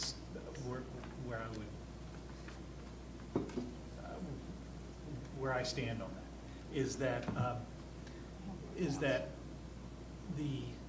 if we renovate a building instead of build new, that the renovation budget and the scope of our work needs to be that we essentially reset all warranties. That, in other words, we don't say, well, it's an existing building and, you know, we came in a little over budget, so we're not gonna redo the brick on the outside. We can't do that. What we have to do is use this bond money to reset all warranties, because we don't have the money in our maintenance to come back later and tuck point that in 4 or 5 years, because what will happen is, we won't do it. That's why, and that's what I'm asking, that's what I'm getting at. So we need to have the discipline as a board and to make sure that administration manages the design and construction work so that we don't kid ourselves into false economy. Okay, but then I want to ask a follow-up from that. Excellent point, and I appreciate your addition, but then how do I know, as a novice, whether the costs that I'm looking at here have that in mind, or simply, here's how we're going to add these 4, but, Here's how we can fix it up. yes, how am I supposed to know that? Anyone? That's an ask. Yeah, I think that's We have a a hand clarify. back here. But I will share, each one of these projects has a detail, it's a one-page document that talks about light, medium, heavy, identifies which square footage is getting light, medium, and heavy, so we can sit down and look at that and compare that against the existing portion of the building. Okay. At least give you a black and white answer in terms Yeah. of the expectations. So, one issue I got, I'm just sitting there fighting a little bit. Understand on some of the existing buildings, when we talk about renovating, some of those had excess square feet. So when we talk about square foot per learner, even though the budget might be lower, the operating costs and square footage to maintain might be higher. So just keep in mind on some of those when you go to compare the two. I mean, it was as much as 10,000 square feet. That's a lot on an annual basis to heat, to cool, to maintain. But it wasn't that many, was it? I 2 or didn't- 3 of them. Yeah, Yeah, that's it's not what a- it's not a- I was thinking 2 or 3. Just be, But we've got to make you aware of that subtle just difference. proving I was listening. 25% square feet. Okay. Others on the elementary before we go to middle. Jerry? Well, I think my question applies more toward middle school and high school. Well, then- I think, it may be, my thought was, as you're looking at the sites and the building layouts and stuff, entry points, the number of entry points to a building, how many there are, getting rid of the existing ones or the excess, and that's probably less of an issue with elementary than it might be with middle school and high school, and that concerns me a little bit as we're thinking about that. That would be a question I got, is how do we laying that out? Exterior door counts, we could go Door back and count, look at before and after, We got- different we got scenarios. Yeah. Buildings with 50 doors on it, I mean, it's, and how do we reconfigure that so that it's 49. flow, yes, 49, but it's still floors. I mean, that's the issue, it's still gotta be floor Still gotta have accessible to do that, and safe. Okay, Alina's? A comment and then a clarifying statement. One, and before that, first of all, thank you very much to the presenters. Yes, thank you for all your work that you're doing, and thank you for the concise overview. Very quickly, number one, I don't know if it's aha or affirmation, it doesn't really matter, but the task that we've asked is to look at it both renovation versus remodeled. So that's what our community asks of us, that's what we are doing, and spending time doing that. But for me, I'm not saying $4 to $5 million is a little bit of money. That's a significant amount of money. But one thing that stands out to me is there's the renovated cost versus new construction cost. I think I'm a little surprised that, you know, you can renovate a building for this amount and you can get a brand new building even on the same property for this amount. Then when you look at the grand scheme of things, that's something that stands out to me is it's not double the cost for a brand new building. It's more, and even significantly more, but scope-wise, the difference between renovation and new construction so far, what I've seen, is not as big as I thought it would be, if that makes any sense. The second thing is, I just want to clarify, one, for myself as a board member, two, for those who are listening to the presentation right now, and three, for the general public, what you alluded to, what you commented on. And I just want to make sure that our language is appropriate, which is, although this spreadsheet says Bowerman Early Childhood Center, and although it says York Early Childhood Center, that was the ask that that the administration asked of the architectural firm to bring that recommendation with that in mind. However, this board has not made any decision on whether either one of those schools will move from an elementary school to an early childhood center. Is that accurate statement? Perfect, yeah, I mean, we were just studying them as those concepts, right? And so I think when you put it on a spreadsheet and people see it that way, it might alarm some people. And so I just want to make sure that we clarify that tonight as a board. Our task force who's looking at this information understands that, and the general public understands that. We just know that we need early childhood space. We studied a couple options this way. Doesn't mean that that's the option that we'll land on, right? There's lots of different ways to solve that issue, so. We yeah. studied new, Yep, we studied brand new, brand new early school. childhood, Yep. and then renovating Yep. facilities. So I think Yep. we've looked at both. And they're, well, Do you feel like this looks at renovation versus new, regardless of how the building is used? Is that what you mean? no, I think what it says is we could put an early childhood center on a brand new space like Carver. And there might be, if there's room in Boyd neighborhood for a new Boyd, there may be room in the Bowerman neighborhood for an early childhood center someplace. And how much land does that take? Does it really take 3 acres, or does early childhood take 1.5? And there would be space to be able to do those things, because we had the land at Carver, and so we're saying we could put it there, but it doesn't mean we couldn't Replicate put that it concept. right, yeah, In a different neighborhood. in a right. different neighborhood, Exactly. and Yep. be able to do And that. leave So I them as think K-5, that so it kind of, yep. what that does, but I'm glad you said that, because it looks like this is different than that. And I think don't we believe that still that's the have options. intention, but I want to make sure that we clarify that. Good. Okay. Anybody else? I mean, I know that was everyone, but is that all you want to add, Yeah, Bruce? my whole thing is that we are still gonna have, as a board, we're gonna give this to the task force, the same kind of thing, but because this is a lot. And so, we're gonna have time at other meetings to Dive in, right. dive in more. Yep. Or if we Yeah, have that's the- questions to send them. and- 100%, we want you to feed the questions, because you're going to go home and Okay. study this, and hey, what about this, or what about that? So feed that, we'll individually collect those and try to send them back out as answers, and then certainly we'll be coming back We'll have collectively to times talk that about we the can- process. Got it. Because I think that, just hearing others, I mean, I'd have questions, but I sure want to hear everybody else's questions, because I wouldn't get them. And Yep. they may be better, much better than mine. Okay. Great, so we move on to middle. Middle it is. We'll welcome the middle team to come up and walk us through a few less slides, but bigger buildings, so it takes a little time.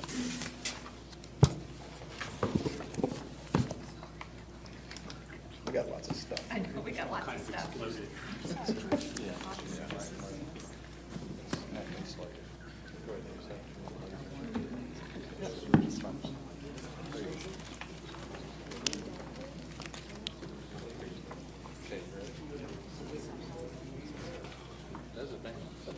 Oh, no. You're gonna have to let Matt.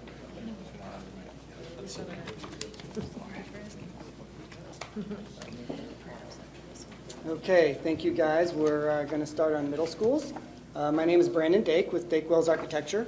On your little cheat sheet, I think it says Jason Hainline is accompanying me, but he was unable to be here this evening. So I have Matt Thornton from our office.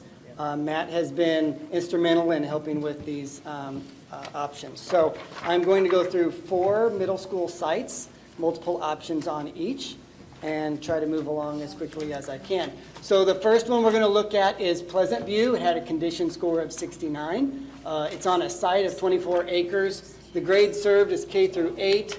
The building capacity is 717, but we're targeting 680, and we've only looked at one option, and that is a renovation option with a small addition. So the program requested a new competition gym, fax Tech, and Project Lead the Way. But in our investigation of the existing building, we noticed that the choir and band rooms were smaller than what was requested.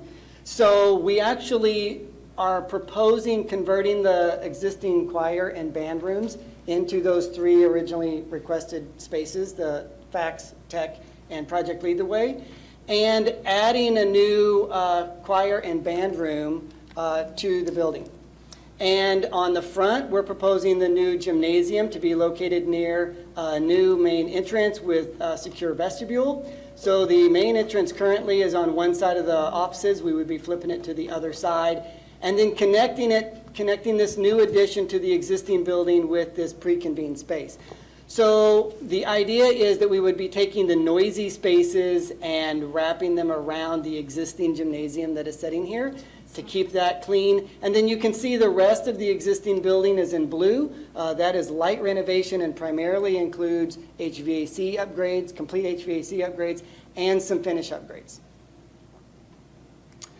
The next site is actually the Portland Elementary School site, but it's for Jarrett Middle School. The condition score for Jarrett was 59. The site area that we're talking about at Portland is 9.5 acres. The grade served says K through 5, which is Portland, but we're 6 through 8 for Jarrett. The building capacity for Jarrett, 779 currently. We're targeting 725. I'm going to show 2 options, 1 renovation and 1 new. So as we started looking at this existing building, actually the thought was that we would only be looking at new.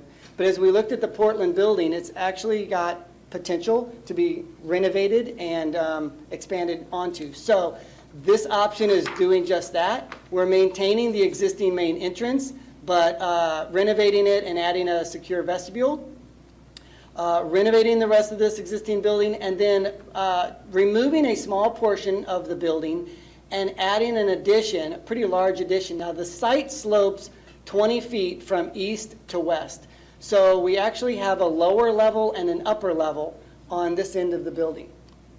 Go back, let me explain a little bit. So we've taken the existing corridor that ramps down. If you're familiar with this school, it kind of ramps down, and we've removed a portion of it, and we've made a large pre-convene area with the athletic spaces on this main level and classrooms that face the street, Portland. So these athletic spaces on the back would be close to athletic fields on the back, and you can see we've separated the bus and the car traffic as well. This slide shows the lower level on this end with the cafeteria, kitchen, and support spaces down here with classrooms. And then the upper level is open to below for those large spaces, and then classrooms again along the north, which would get great north light along Portland Street. So the concept for the new building for Jarrett at the Portland site is conceptually taking the large spaces, the large 2-story spaces like the gym, cafeteria, multi-purpose spaces, stage, and locating them in the middle where they would require less daylighting, and locating the classrooms on the north and south sides of those large 2-story spaces and stacking those. So this would be a 2-story addition. It would require more site adjustments because we're not maintaining that 20-foot drop as well as we would be with the existing building. So we're kind of nestling this into the site a little bit more. But the existing location for the entrance would be similar on this new option. The thought is that the offices would be here on the corner of Portland and Stanford, maybe even built out a little bit past the edge of the building so that we've got good visibility all the way around the building on these 2 roads. The bus traffic and the car traffic would work in a similar way. And then you can see this other road that goes up north over near Parkview. We would align the learning commons potentially with that so that this building really opens up and is very functional, very compact. Second story, yeah, similar. I explained the concept with the large spaces in the middle and the classrooms on the north and south to maximize daylighting and views. So the Pipkin and Reed sites are very similar, and you guys are familiar with these buildings. Great old buildings. This one is located Pipkin is located between Campbell and Boonville. I'm going to show two options for the Pipkin and Reed that could be mix and matched for the renovations. So keep that in mind as I go through that. So on Pipkin, the condition score is 52. It was the lowest of the middle schools that we looked at. The site area is the smallest, which is 3 acres. Grade served 6 through 8.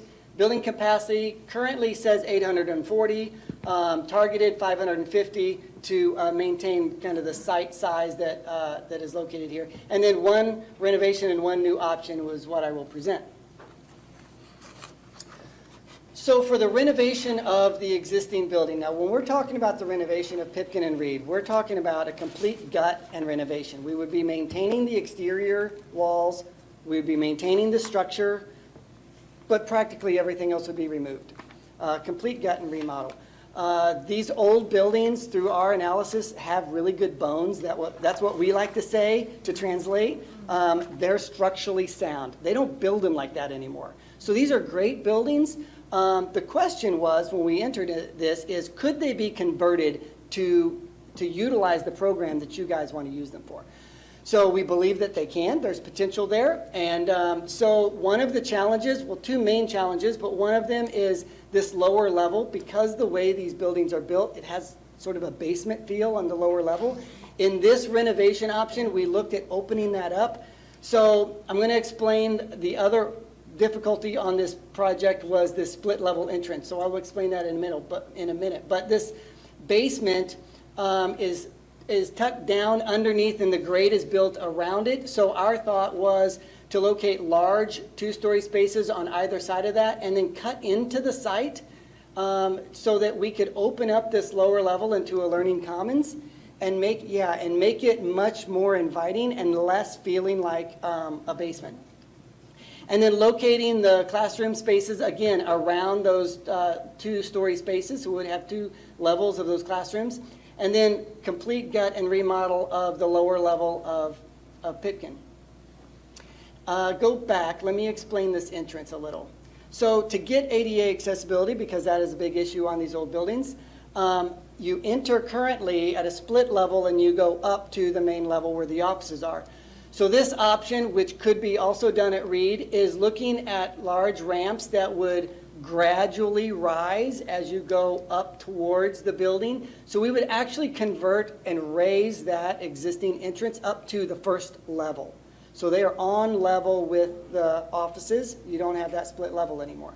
And as you'll recall, there is an entrance down here near the existing gymnasium that is on access, that is ADA accessible. And so that's how we're able to enter down here and really utilize that basement space and open that up, because it's basically the same concept.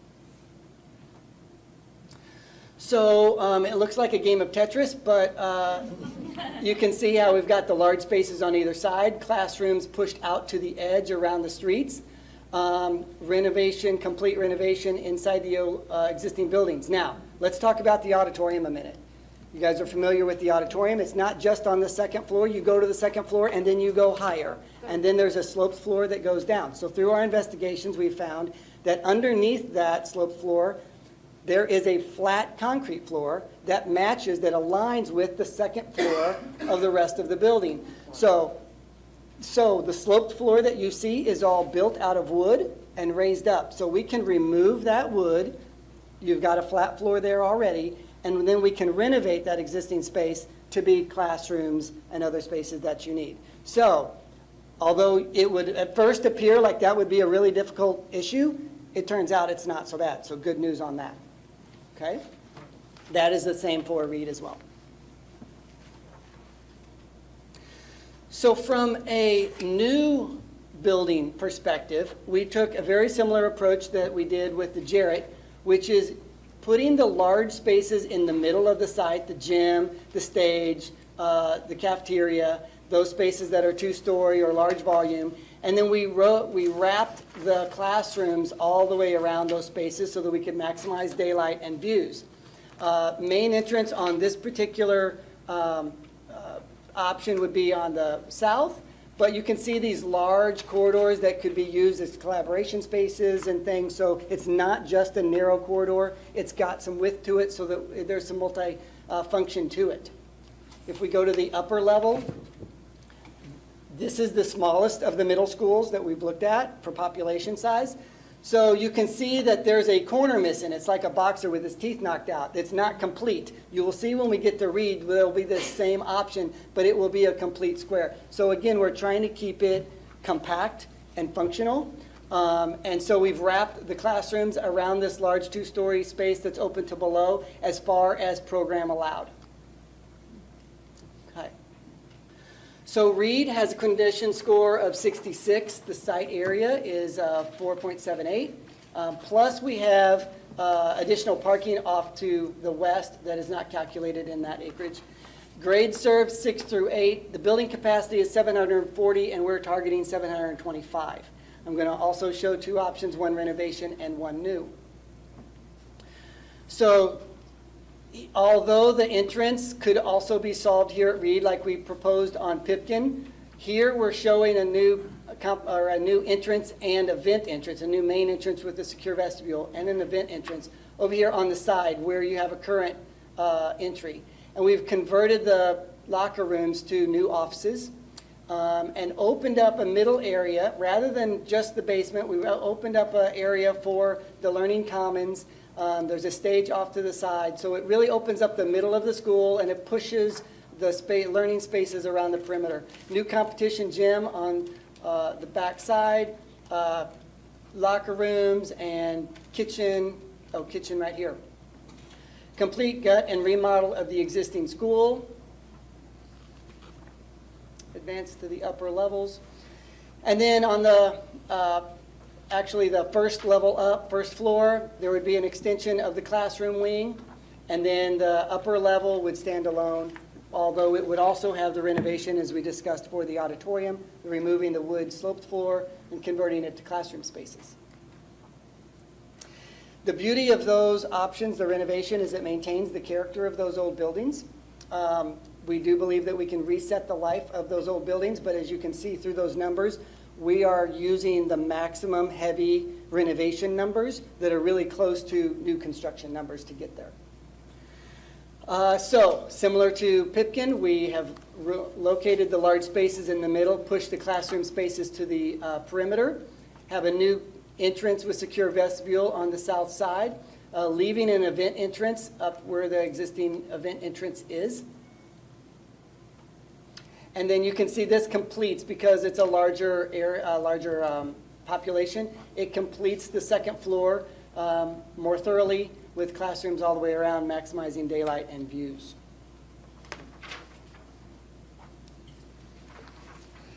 So we'll take a break and think about middle schools, a few things just as you're processing to make sure you remember on these. Pleasant View is just a reno on site. Jarrett is a relocation of the site, and that's the only way it was studied because of the population shift of the Jarrett site, as it's kind of a college environment with lots of apartments settings. We said purely study this thing as a relocation to the Portland site. It's where you have the acreage, kind of as Tim referred to. Is there acreage? That was a place where we already owned acreage. The Pipkin and Reed sites were studied on their sites, right? So the renos would obviously happen there.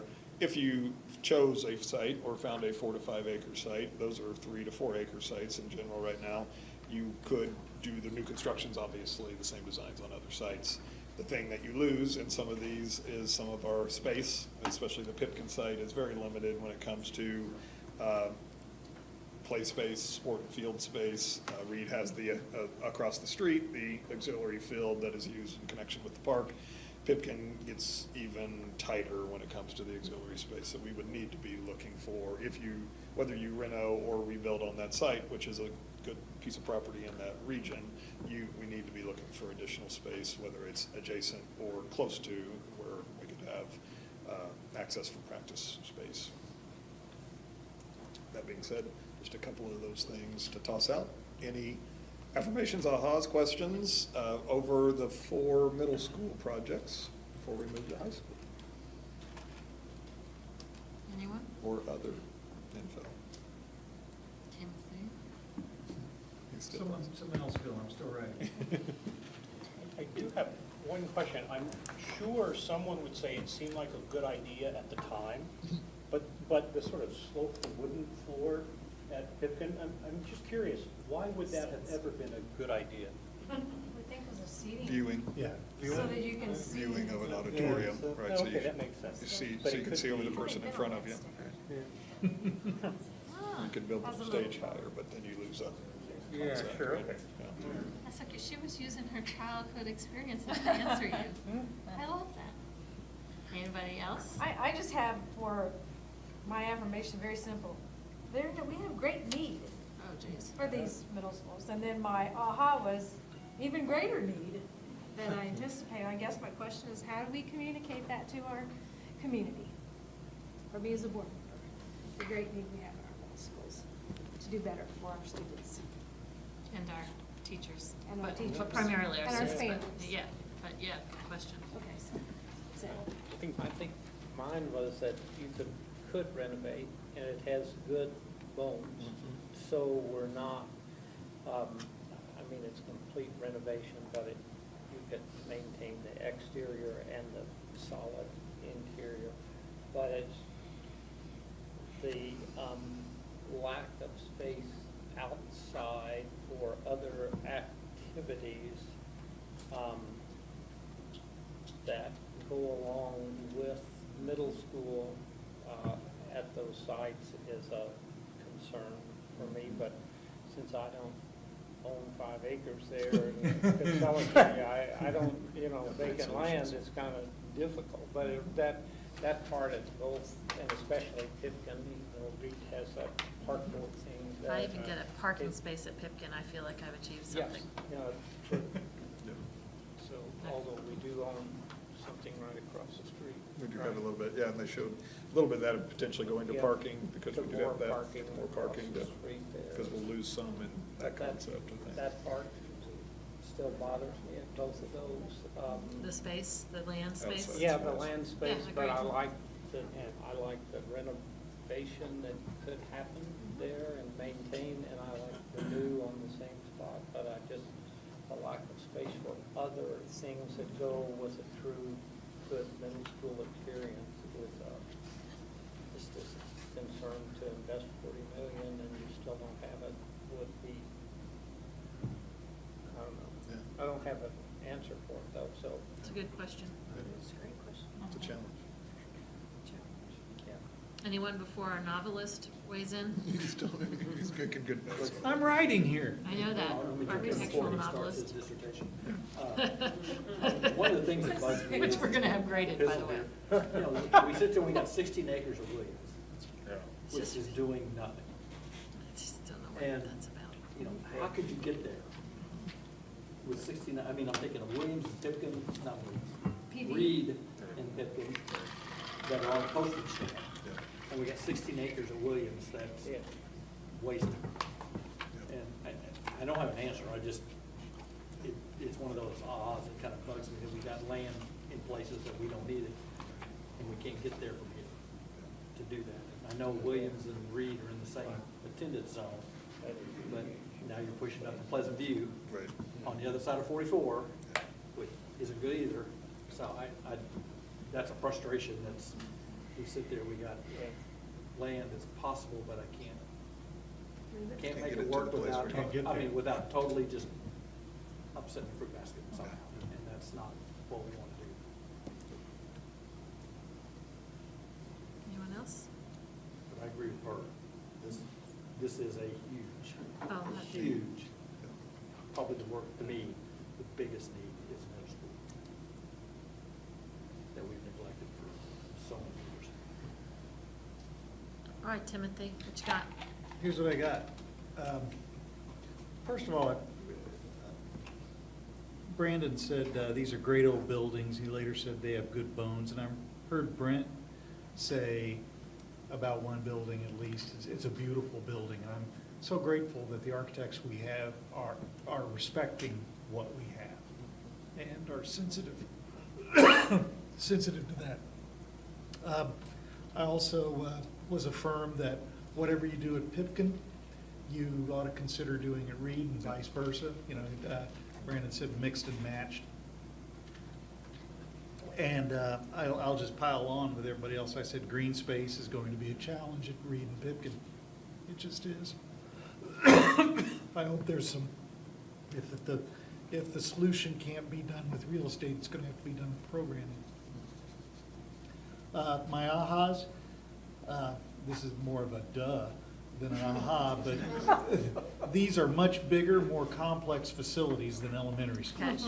I had that thought too, so I'm glad that you Yeah, vocalized it, okay, because I good. thought I was a bit remedial, but I Yeah, can tell yeah, now. well, that's why I Makes said it's a sense. duh, but it is an aha too. Yeah, that's So, good on us. The second is that the problem can be solved elegantly. These were very elegant solutions. And, Ooh, that's Plasman, and, elegant. and That's pretty good. it's the black. It's the black that architects wear. Good programs. I think this is what needs to be understood in the community, is that we're not just updating and making buildings shiny, but we're doing innovative programming and we're doing 21st century, or let's just call it contemporary programming for today's student. And so it's not just fixing up the buildings or making them cleaner or better or shiny or those kind of things. It's about environments for learning. And that needs to be understood, I think. But it became clearer and clearer as we were being taken through these buildings. So that was my aha, that was my biggest aha. Questions I want to ask. I wonder if our architects, having gone through this for Reed and Pipkin, have more enthusiasm for renovation or for new construction, because the cost is indeed close. Are you asking that question just with regard to those two buildings or conceptually? Well, conceptually, but especially, this is where it really came up, because I thought the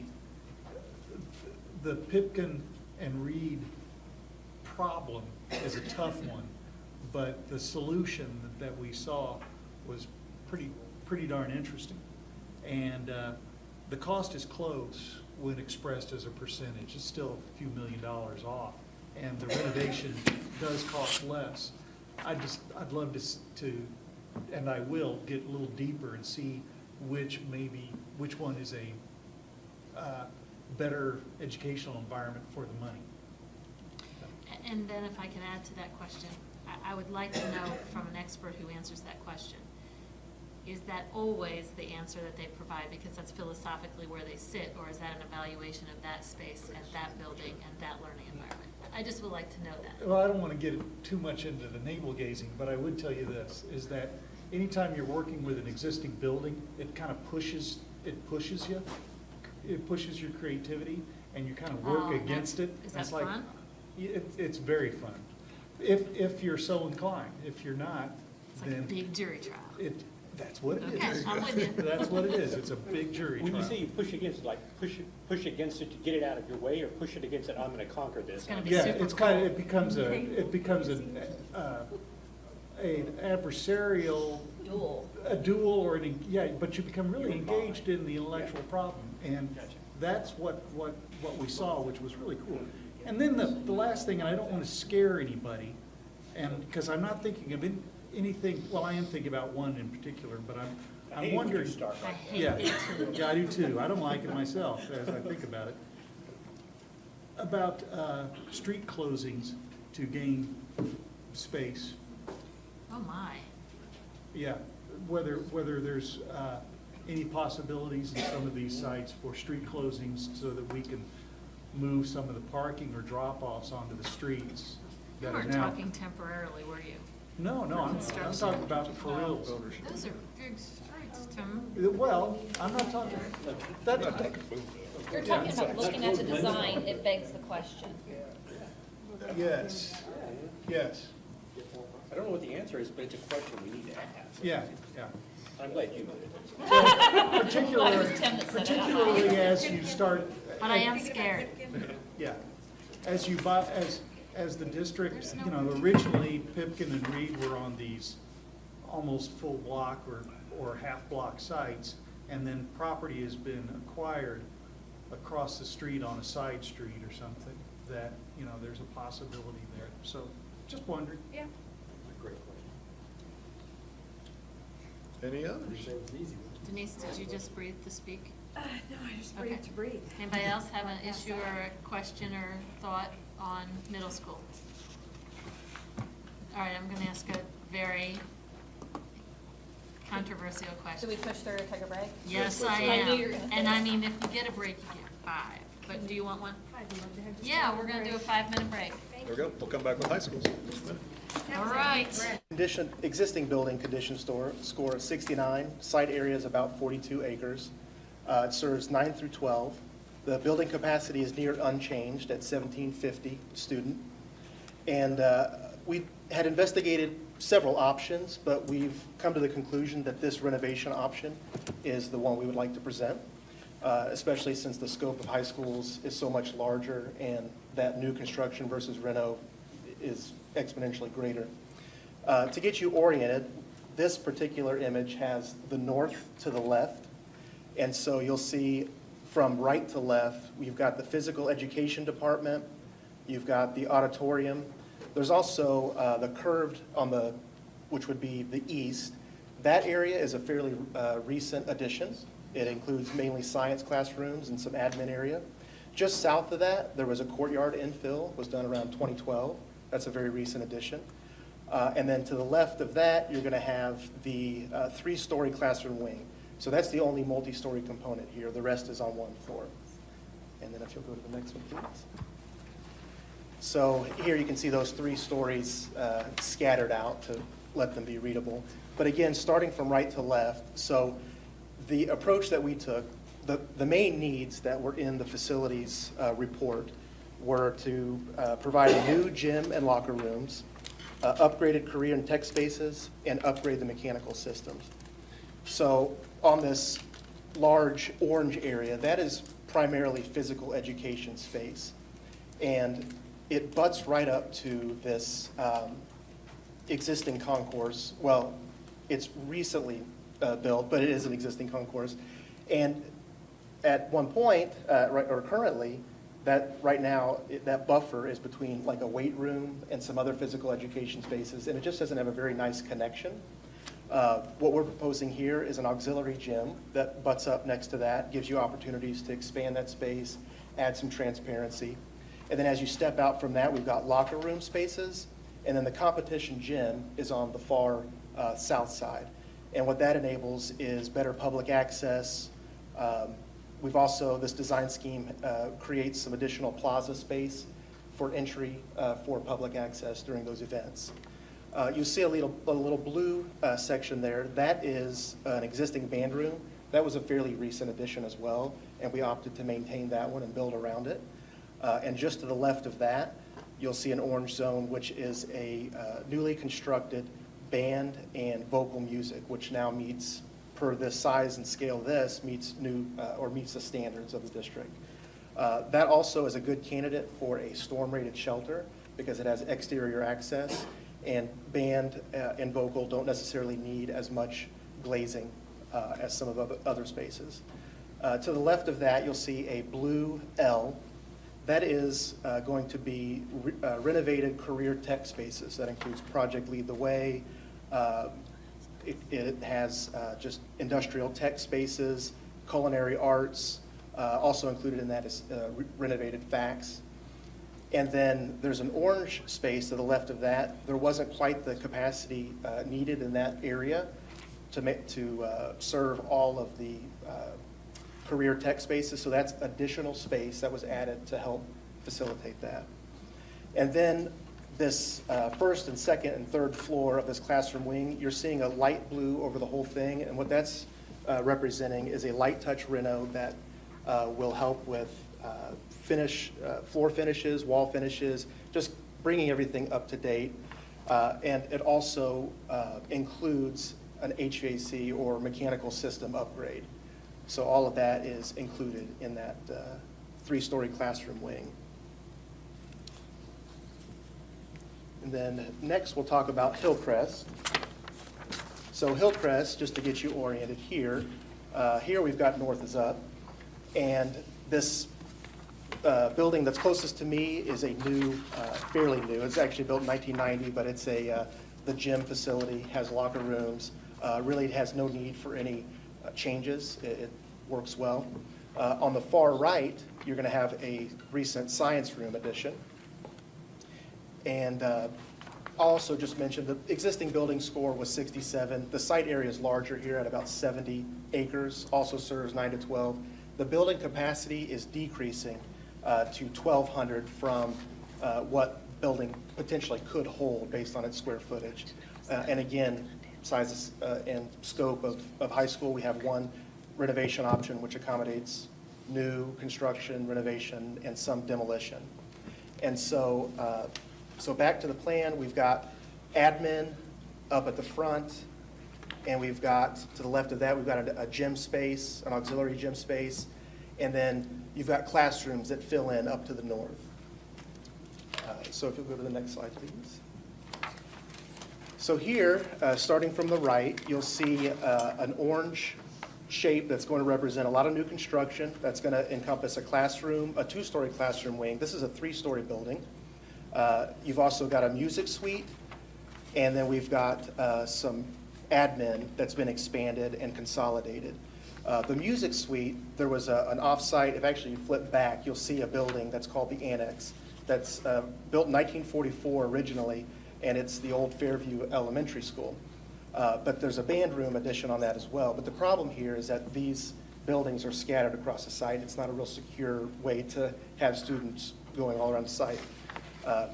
So we've brought that all together. You've got your vocal, you've got your band, you've got your orchestra all together. And now it's right across from your auditorium spaces. So just south of that, you see some blue areas that renovate the stage, expand that back of house. Also included is some orange space there, some new construction, which is some more back of house, which was very underserved here, and also is a black box theater. You'll see an orange line that goes across the face. Since we're touching some of this, the face of this building, and we're going to be enhancing the entry with a new safe and secure vestibule entry, we've shown that to represent some enhancements on the facade there. Just to the left of that, you'll see a connector. So this band or this gym area, you know, it doesn't really need anything done to it, but we still would like to get it connected to this building. So we're providing a secure entry area to there, which could also serve potentially as some lobby space. We've shown a light blue color that represents all of this corridor and up through the north, assuming that we would show new finishes. In this expansion and renovation, we're also taking every opportunity, and you'll see that to the right, to expand these corridors. They're very narrow corridors. One thing in putting the classrooms over to this east side here is we're able to collect the classrooms and the science classrooms and bring those all together. Before they were scattered, it's now been collected. There's also some opportunities in that classroom wing to provide some flex space. You can see there's some bump out, some expansion. There's also some designated small group rooms for breakout as well.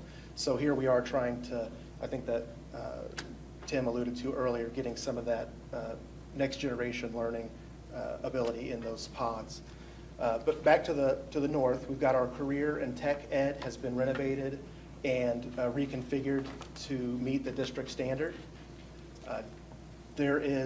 We consider this a weakness because in the master plan it was suggested to get the learning commons, which is also the library, over to where the classroom area is. But because of the way it was being configured, we opted to leave it where it was, which is a large space. It was previously an auxiliary gym, and so the intent there is to bring in more natural lighting. Right now there isn't any. I think we can enhance that space to bring it up to speed. There's a number 3, which you probably can't see, which is in the middle of that corridor, just to the right of that, just to the right a little bit more. That is the special education, and that's being brought up from the basement where it was before, and we now have an opportunity to get them closer to parent and bus drop-off. And then if you'll go to the next slide, please. This is the basement, and this is the second floor. So on the top right, that's the basement. It is a fairly recent addition that serves as a FEMA addition as well. It's a cafeteria, and just adjacent to that is the kitchen space. So with that remaining space to the south of that, we've taken art and we've plugged that into that space and given them exterior access as well. it does, even though it is basement, a partial basement, it does have exterior access. And then on the second floor, you'll see that we've got that second story classroom wing. And then just to the left of that, there's an additional classroom pod right there with that space that's above some of that newly built admin space below. And then there's renovated additional business classrooms. And then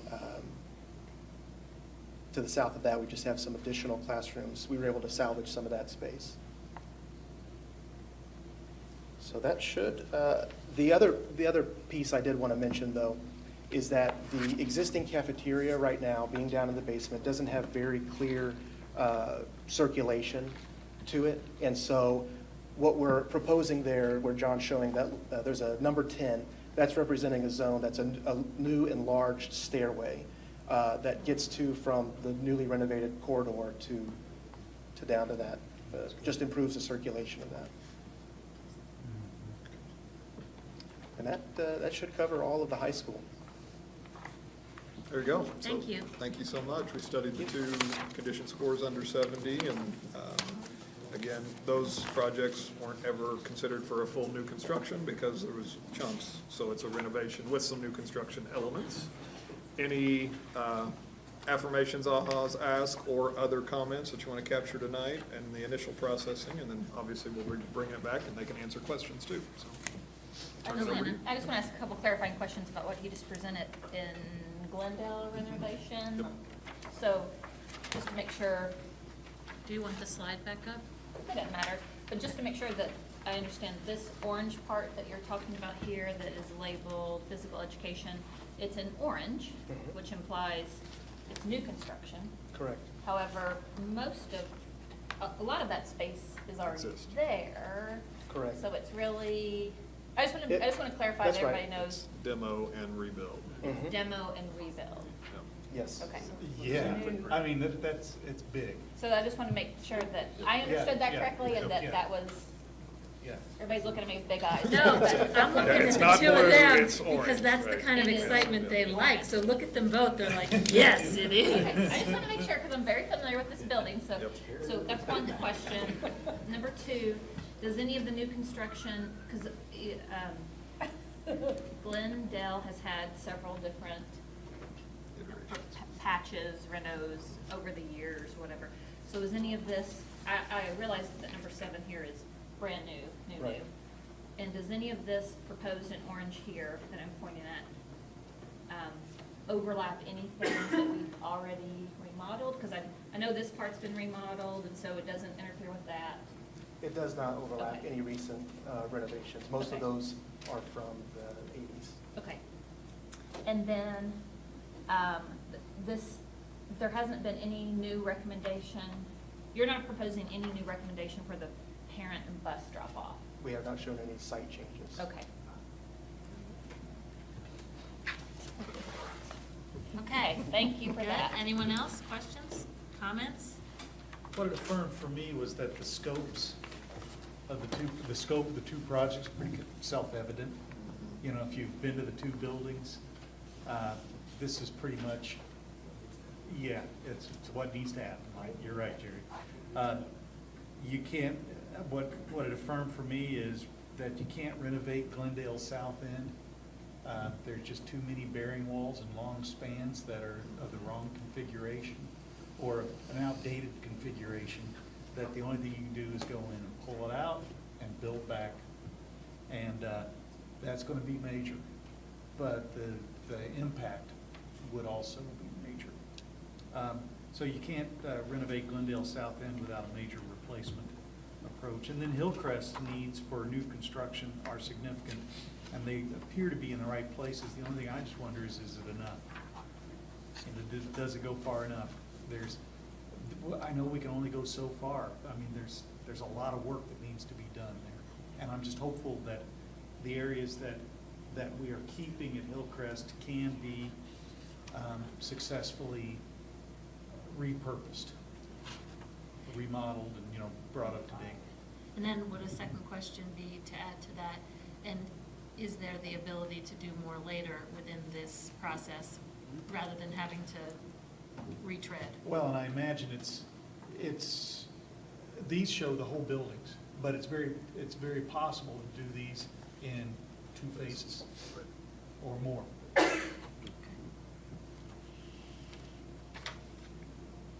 Anything else? I have no ahas. Okay. Right, you have more? I just want to say I appreciate the focus on the safety issue related to Hillcrest and securing with those, right now there's 3 different places that people are walking, but as we focus, not that we've ever not had focus on safety, but as we continue to keep that as a priority, safety, looking at those connections and that type of thing, it's definitely it's not an aha, but it just affirms something that I know we need to do. And if I might add, since I thought it's what you were going to say, I like the project-based learning spaces that are very intentional on both projects. That was really nice. Do you have anything, Charles? Beyond wondering when the 80s became not recent. Oh, my word. We'll discuss it Yeah, it's a later. great Bon question. Jovi, come on. No, nothing that hasn't been said already. Cool. Bruce? No, just what Jerry's saying, because I look at event entry, student entry, main entry, and I know there's entries to the classroom areas over here at Glendale, and high schools just pose a different security thing just based on all the doors. The nature in which we use those Yeah. buildings. Population. Yeah, The doors and propped so up on the rocks. it's just, I was just looking at those 2 as compared to the others, you just see all these places Access. that could be secured after everybody gets in, but it takes a while for everybody to get in, then they start leaving immediately once they're there, so it's like. oh, No, they don't. Oh, I mean, You've never worked it. I mean, just they're leaving because they really need. They're not skipping. Yeah, no, I didn't mean that at all. To go to the band room. I'm moving right along. 7 miles away. Pollyanna, do you have anything? My students never would. I know they didn't. No, I think it's awesome. I'm very excited. Well, Yeah. I'm always excited to see us improve our students' learning facilities as well as where they spend the day. But that Hillcrest would have the connectors between their hyper and their building is absolutely awesome. And then we would no longer be sending those students walking across the property from the annex to the main building, which they do now. So the annex then would be no longer used, is that correct? Yeah, not for Hillcrest's purpose, right? But That it would still be design. part of it. It'd still be our facility But you determining know what our that's future my is. little elementary, so There you go. something useful to have in there. I hope everyone wrote that down. That's critically important. Jerry, do you have something? The only thing I got is that, the solutions seem really simple, but costly. Not cheap, but I'm just saying, they're fairly straightforward. What I saw was very straightforward to accomplish what we need to accomplish, but I know the checkbook's gonna be a large check, but that's still, it didn't look complicated solutions there, it just looked expensive.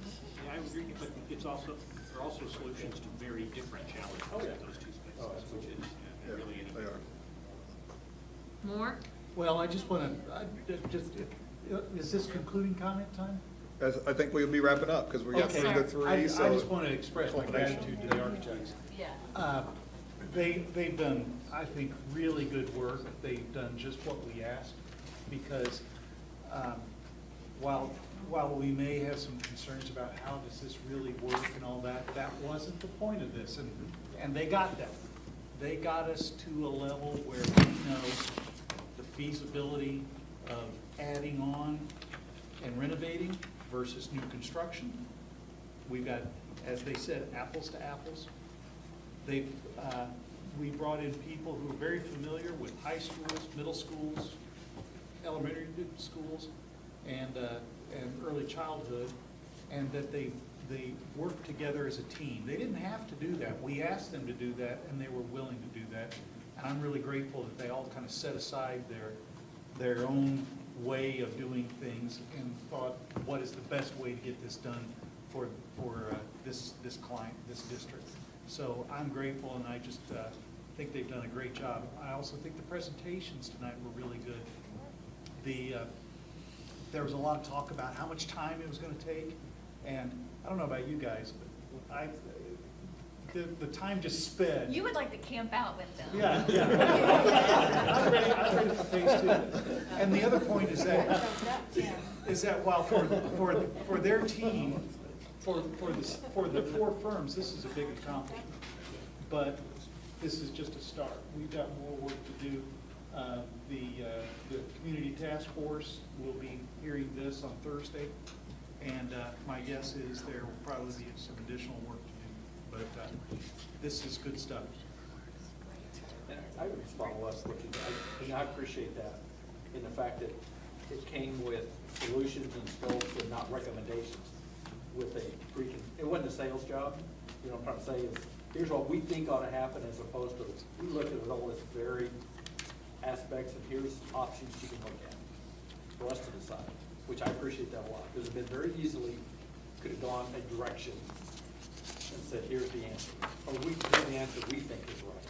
And that never came across, never was not received ever, which I really appreciate the fact that, hey, you laid it on the table, and we get to make a decision. Those will be tough decisions, but I appreciate that. It's working together. And it's real good. I appreciate that.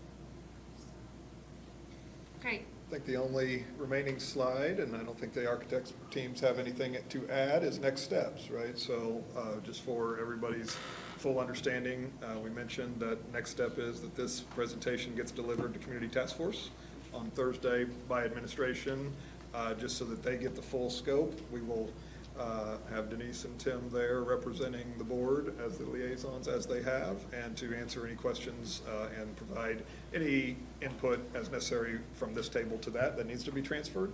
But for the most part, they're going to be just like you, receiving the information, processing at the end of the meeting, spending a lot of time capturing this. I think the feedback is they're ready for this next step to see some solutions presented.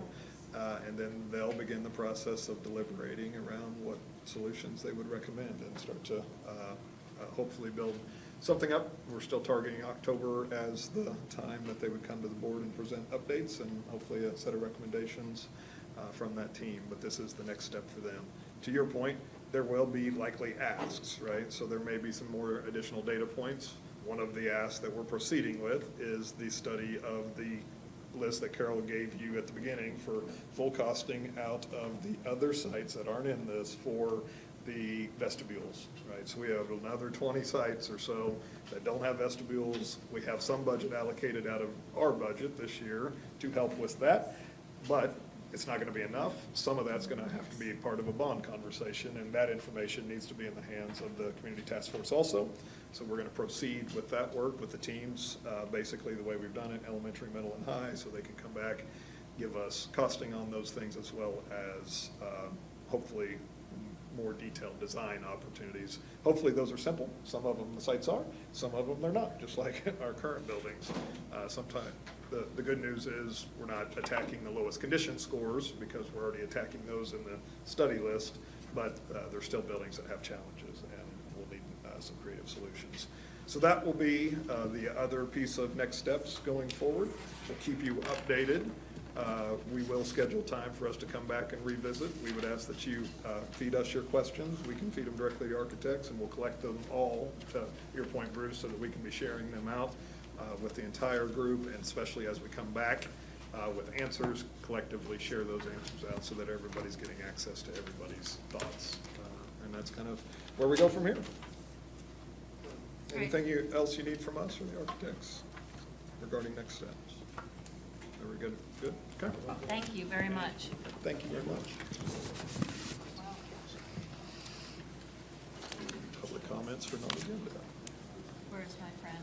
Any public comments for non-agenda? So we're going to stay here and just keep moving, because the agenda's pretty light for the rest of the way. So we do not have any public comments for non-agenda items, so we'll go to report from administration. Just a few things as we gear up for the start of school that I figured you'd have an interest in. Number one, early childhood expansion is underway. We already have a total of about 435 students enrolled. This is the time that enrollment increases on a regular basis. We're getting about 10 a day right now with the target of 550 by day one. And the capacity is 600, so that allows us to get to that full 200 student expansion. We feel like we'll hit that target very early on in the school year. The building's ready, all staff are hired, and we're getting kids signed up. So that's going very well. We appreciate Missy and her team executing that work. And it's, yeah. We wanted to visit. Yeah. When Yeah, I think, remember, early childhood doesn't start until the Monday after, so we start school on the 15th, we don't start until the 20th.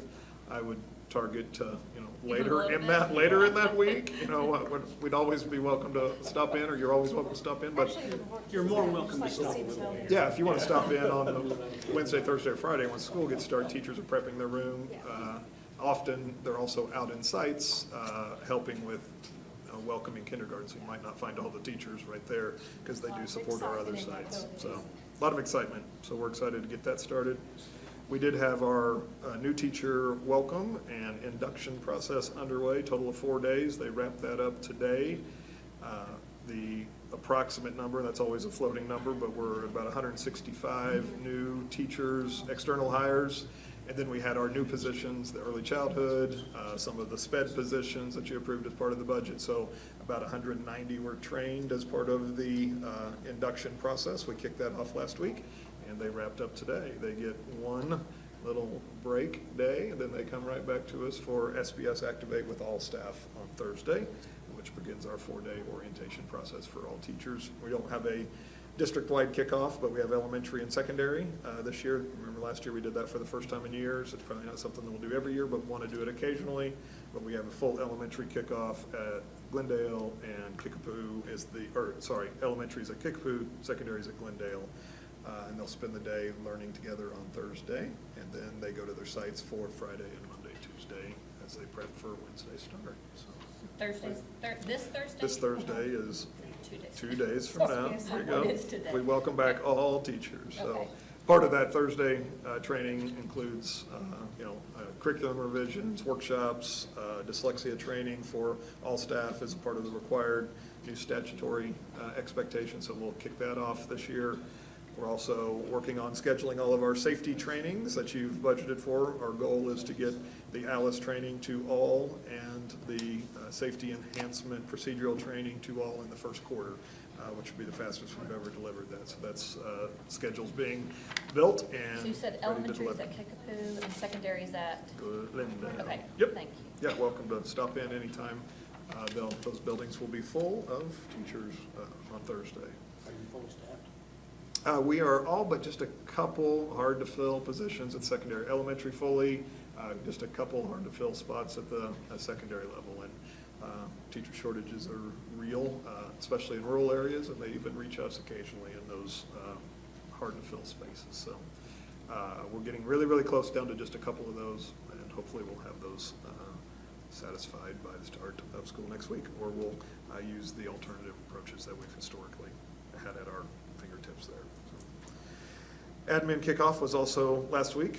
Tim brought greetings for us. We appreciate that, and got the team welcomed back. They are excited about the school year.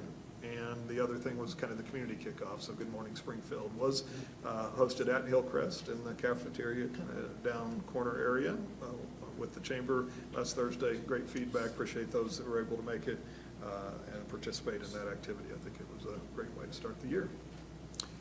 And I'll move to legislative, if you're real quick, if that's okay. Yep. And it's very brief. There's not a lot going on.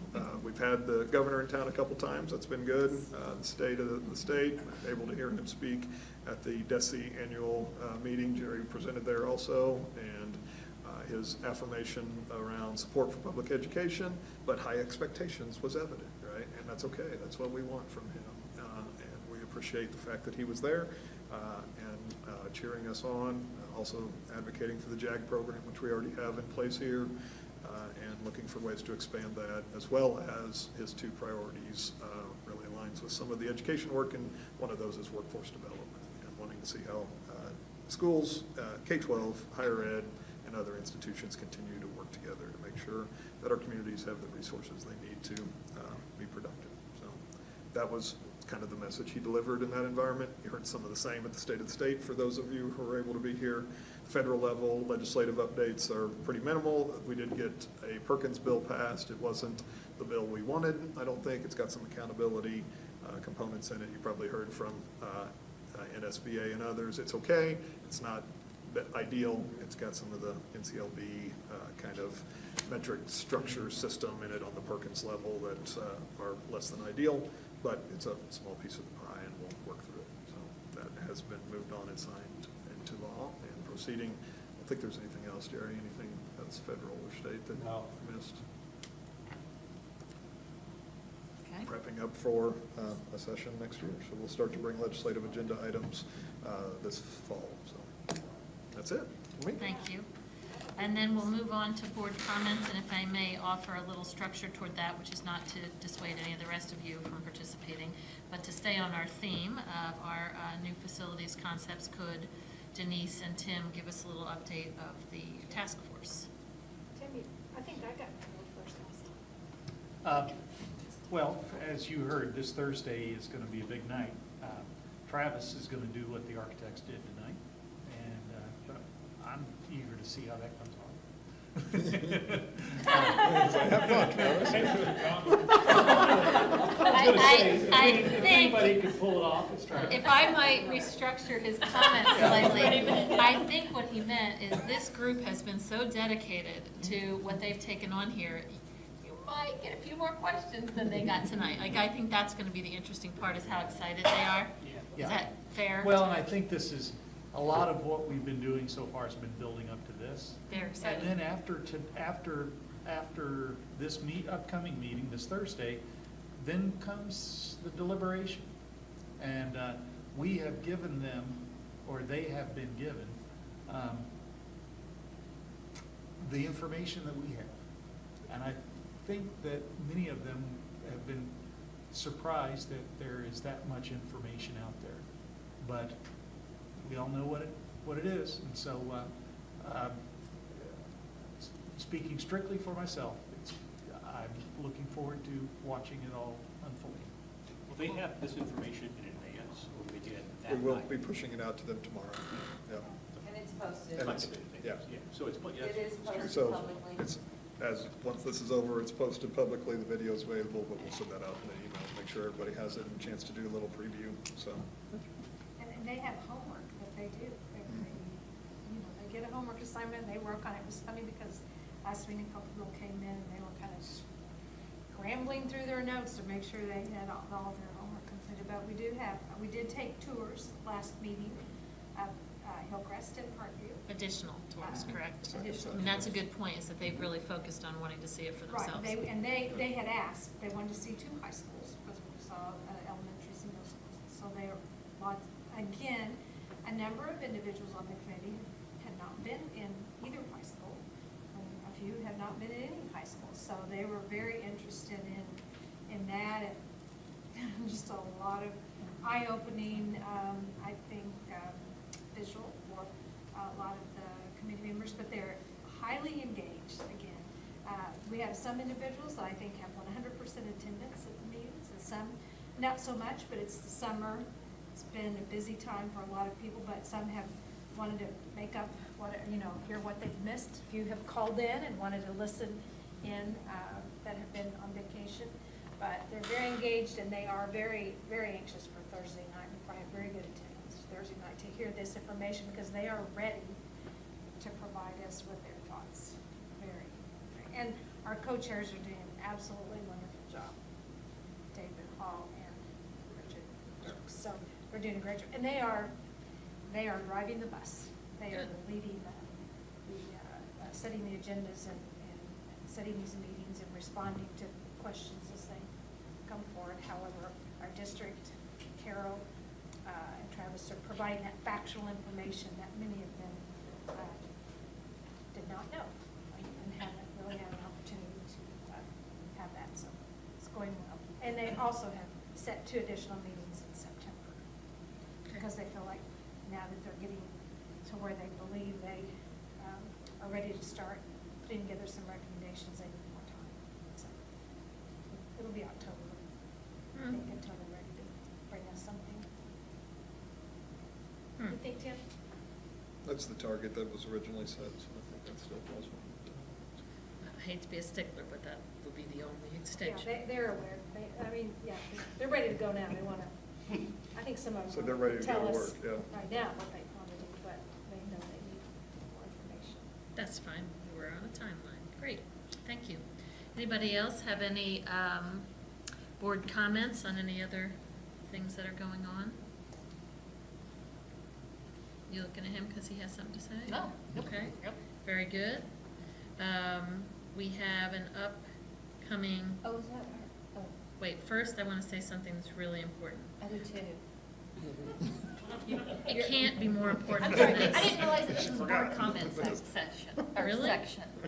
We're Sorry. on the board I'm comments sorry. section. I don't have my computer in front of me, I'm sorry, okay. Go ahead, I'll Well, wait. I'm going to talk about an upcoming date and an upcoming meeting. Do you have something in front of that? I just wanted to say how, I might have missed this because I unfortunately had to work late tonight, but how awesome the back-to-school video was. Did you already talk about it?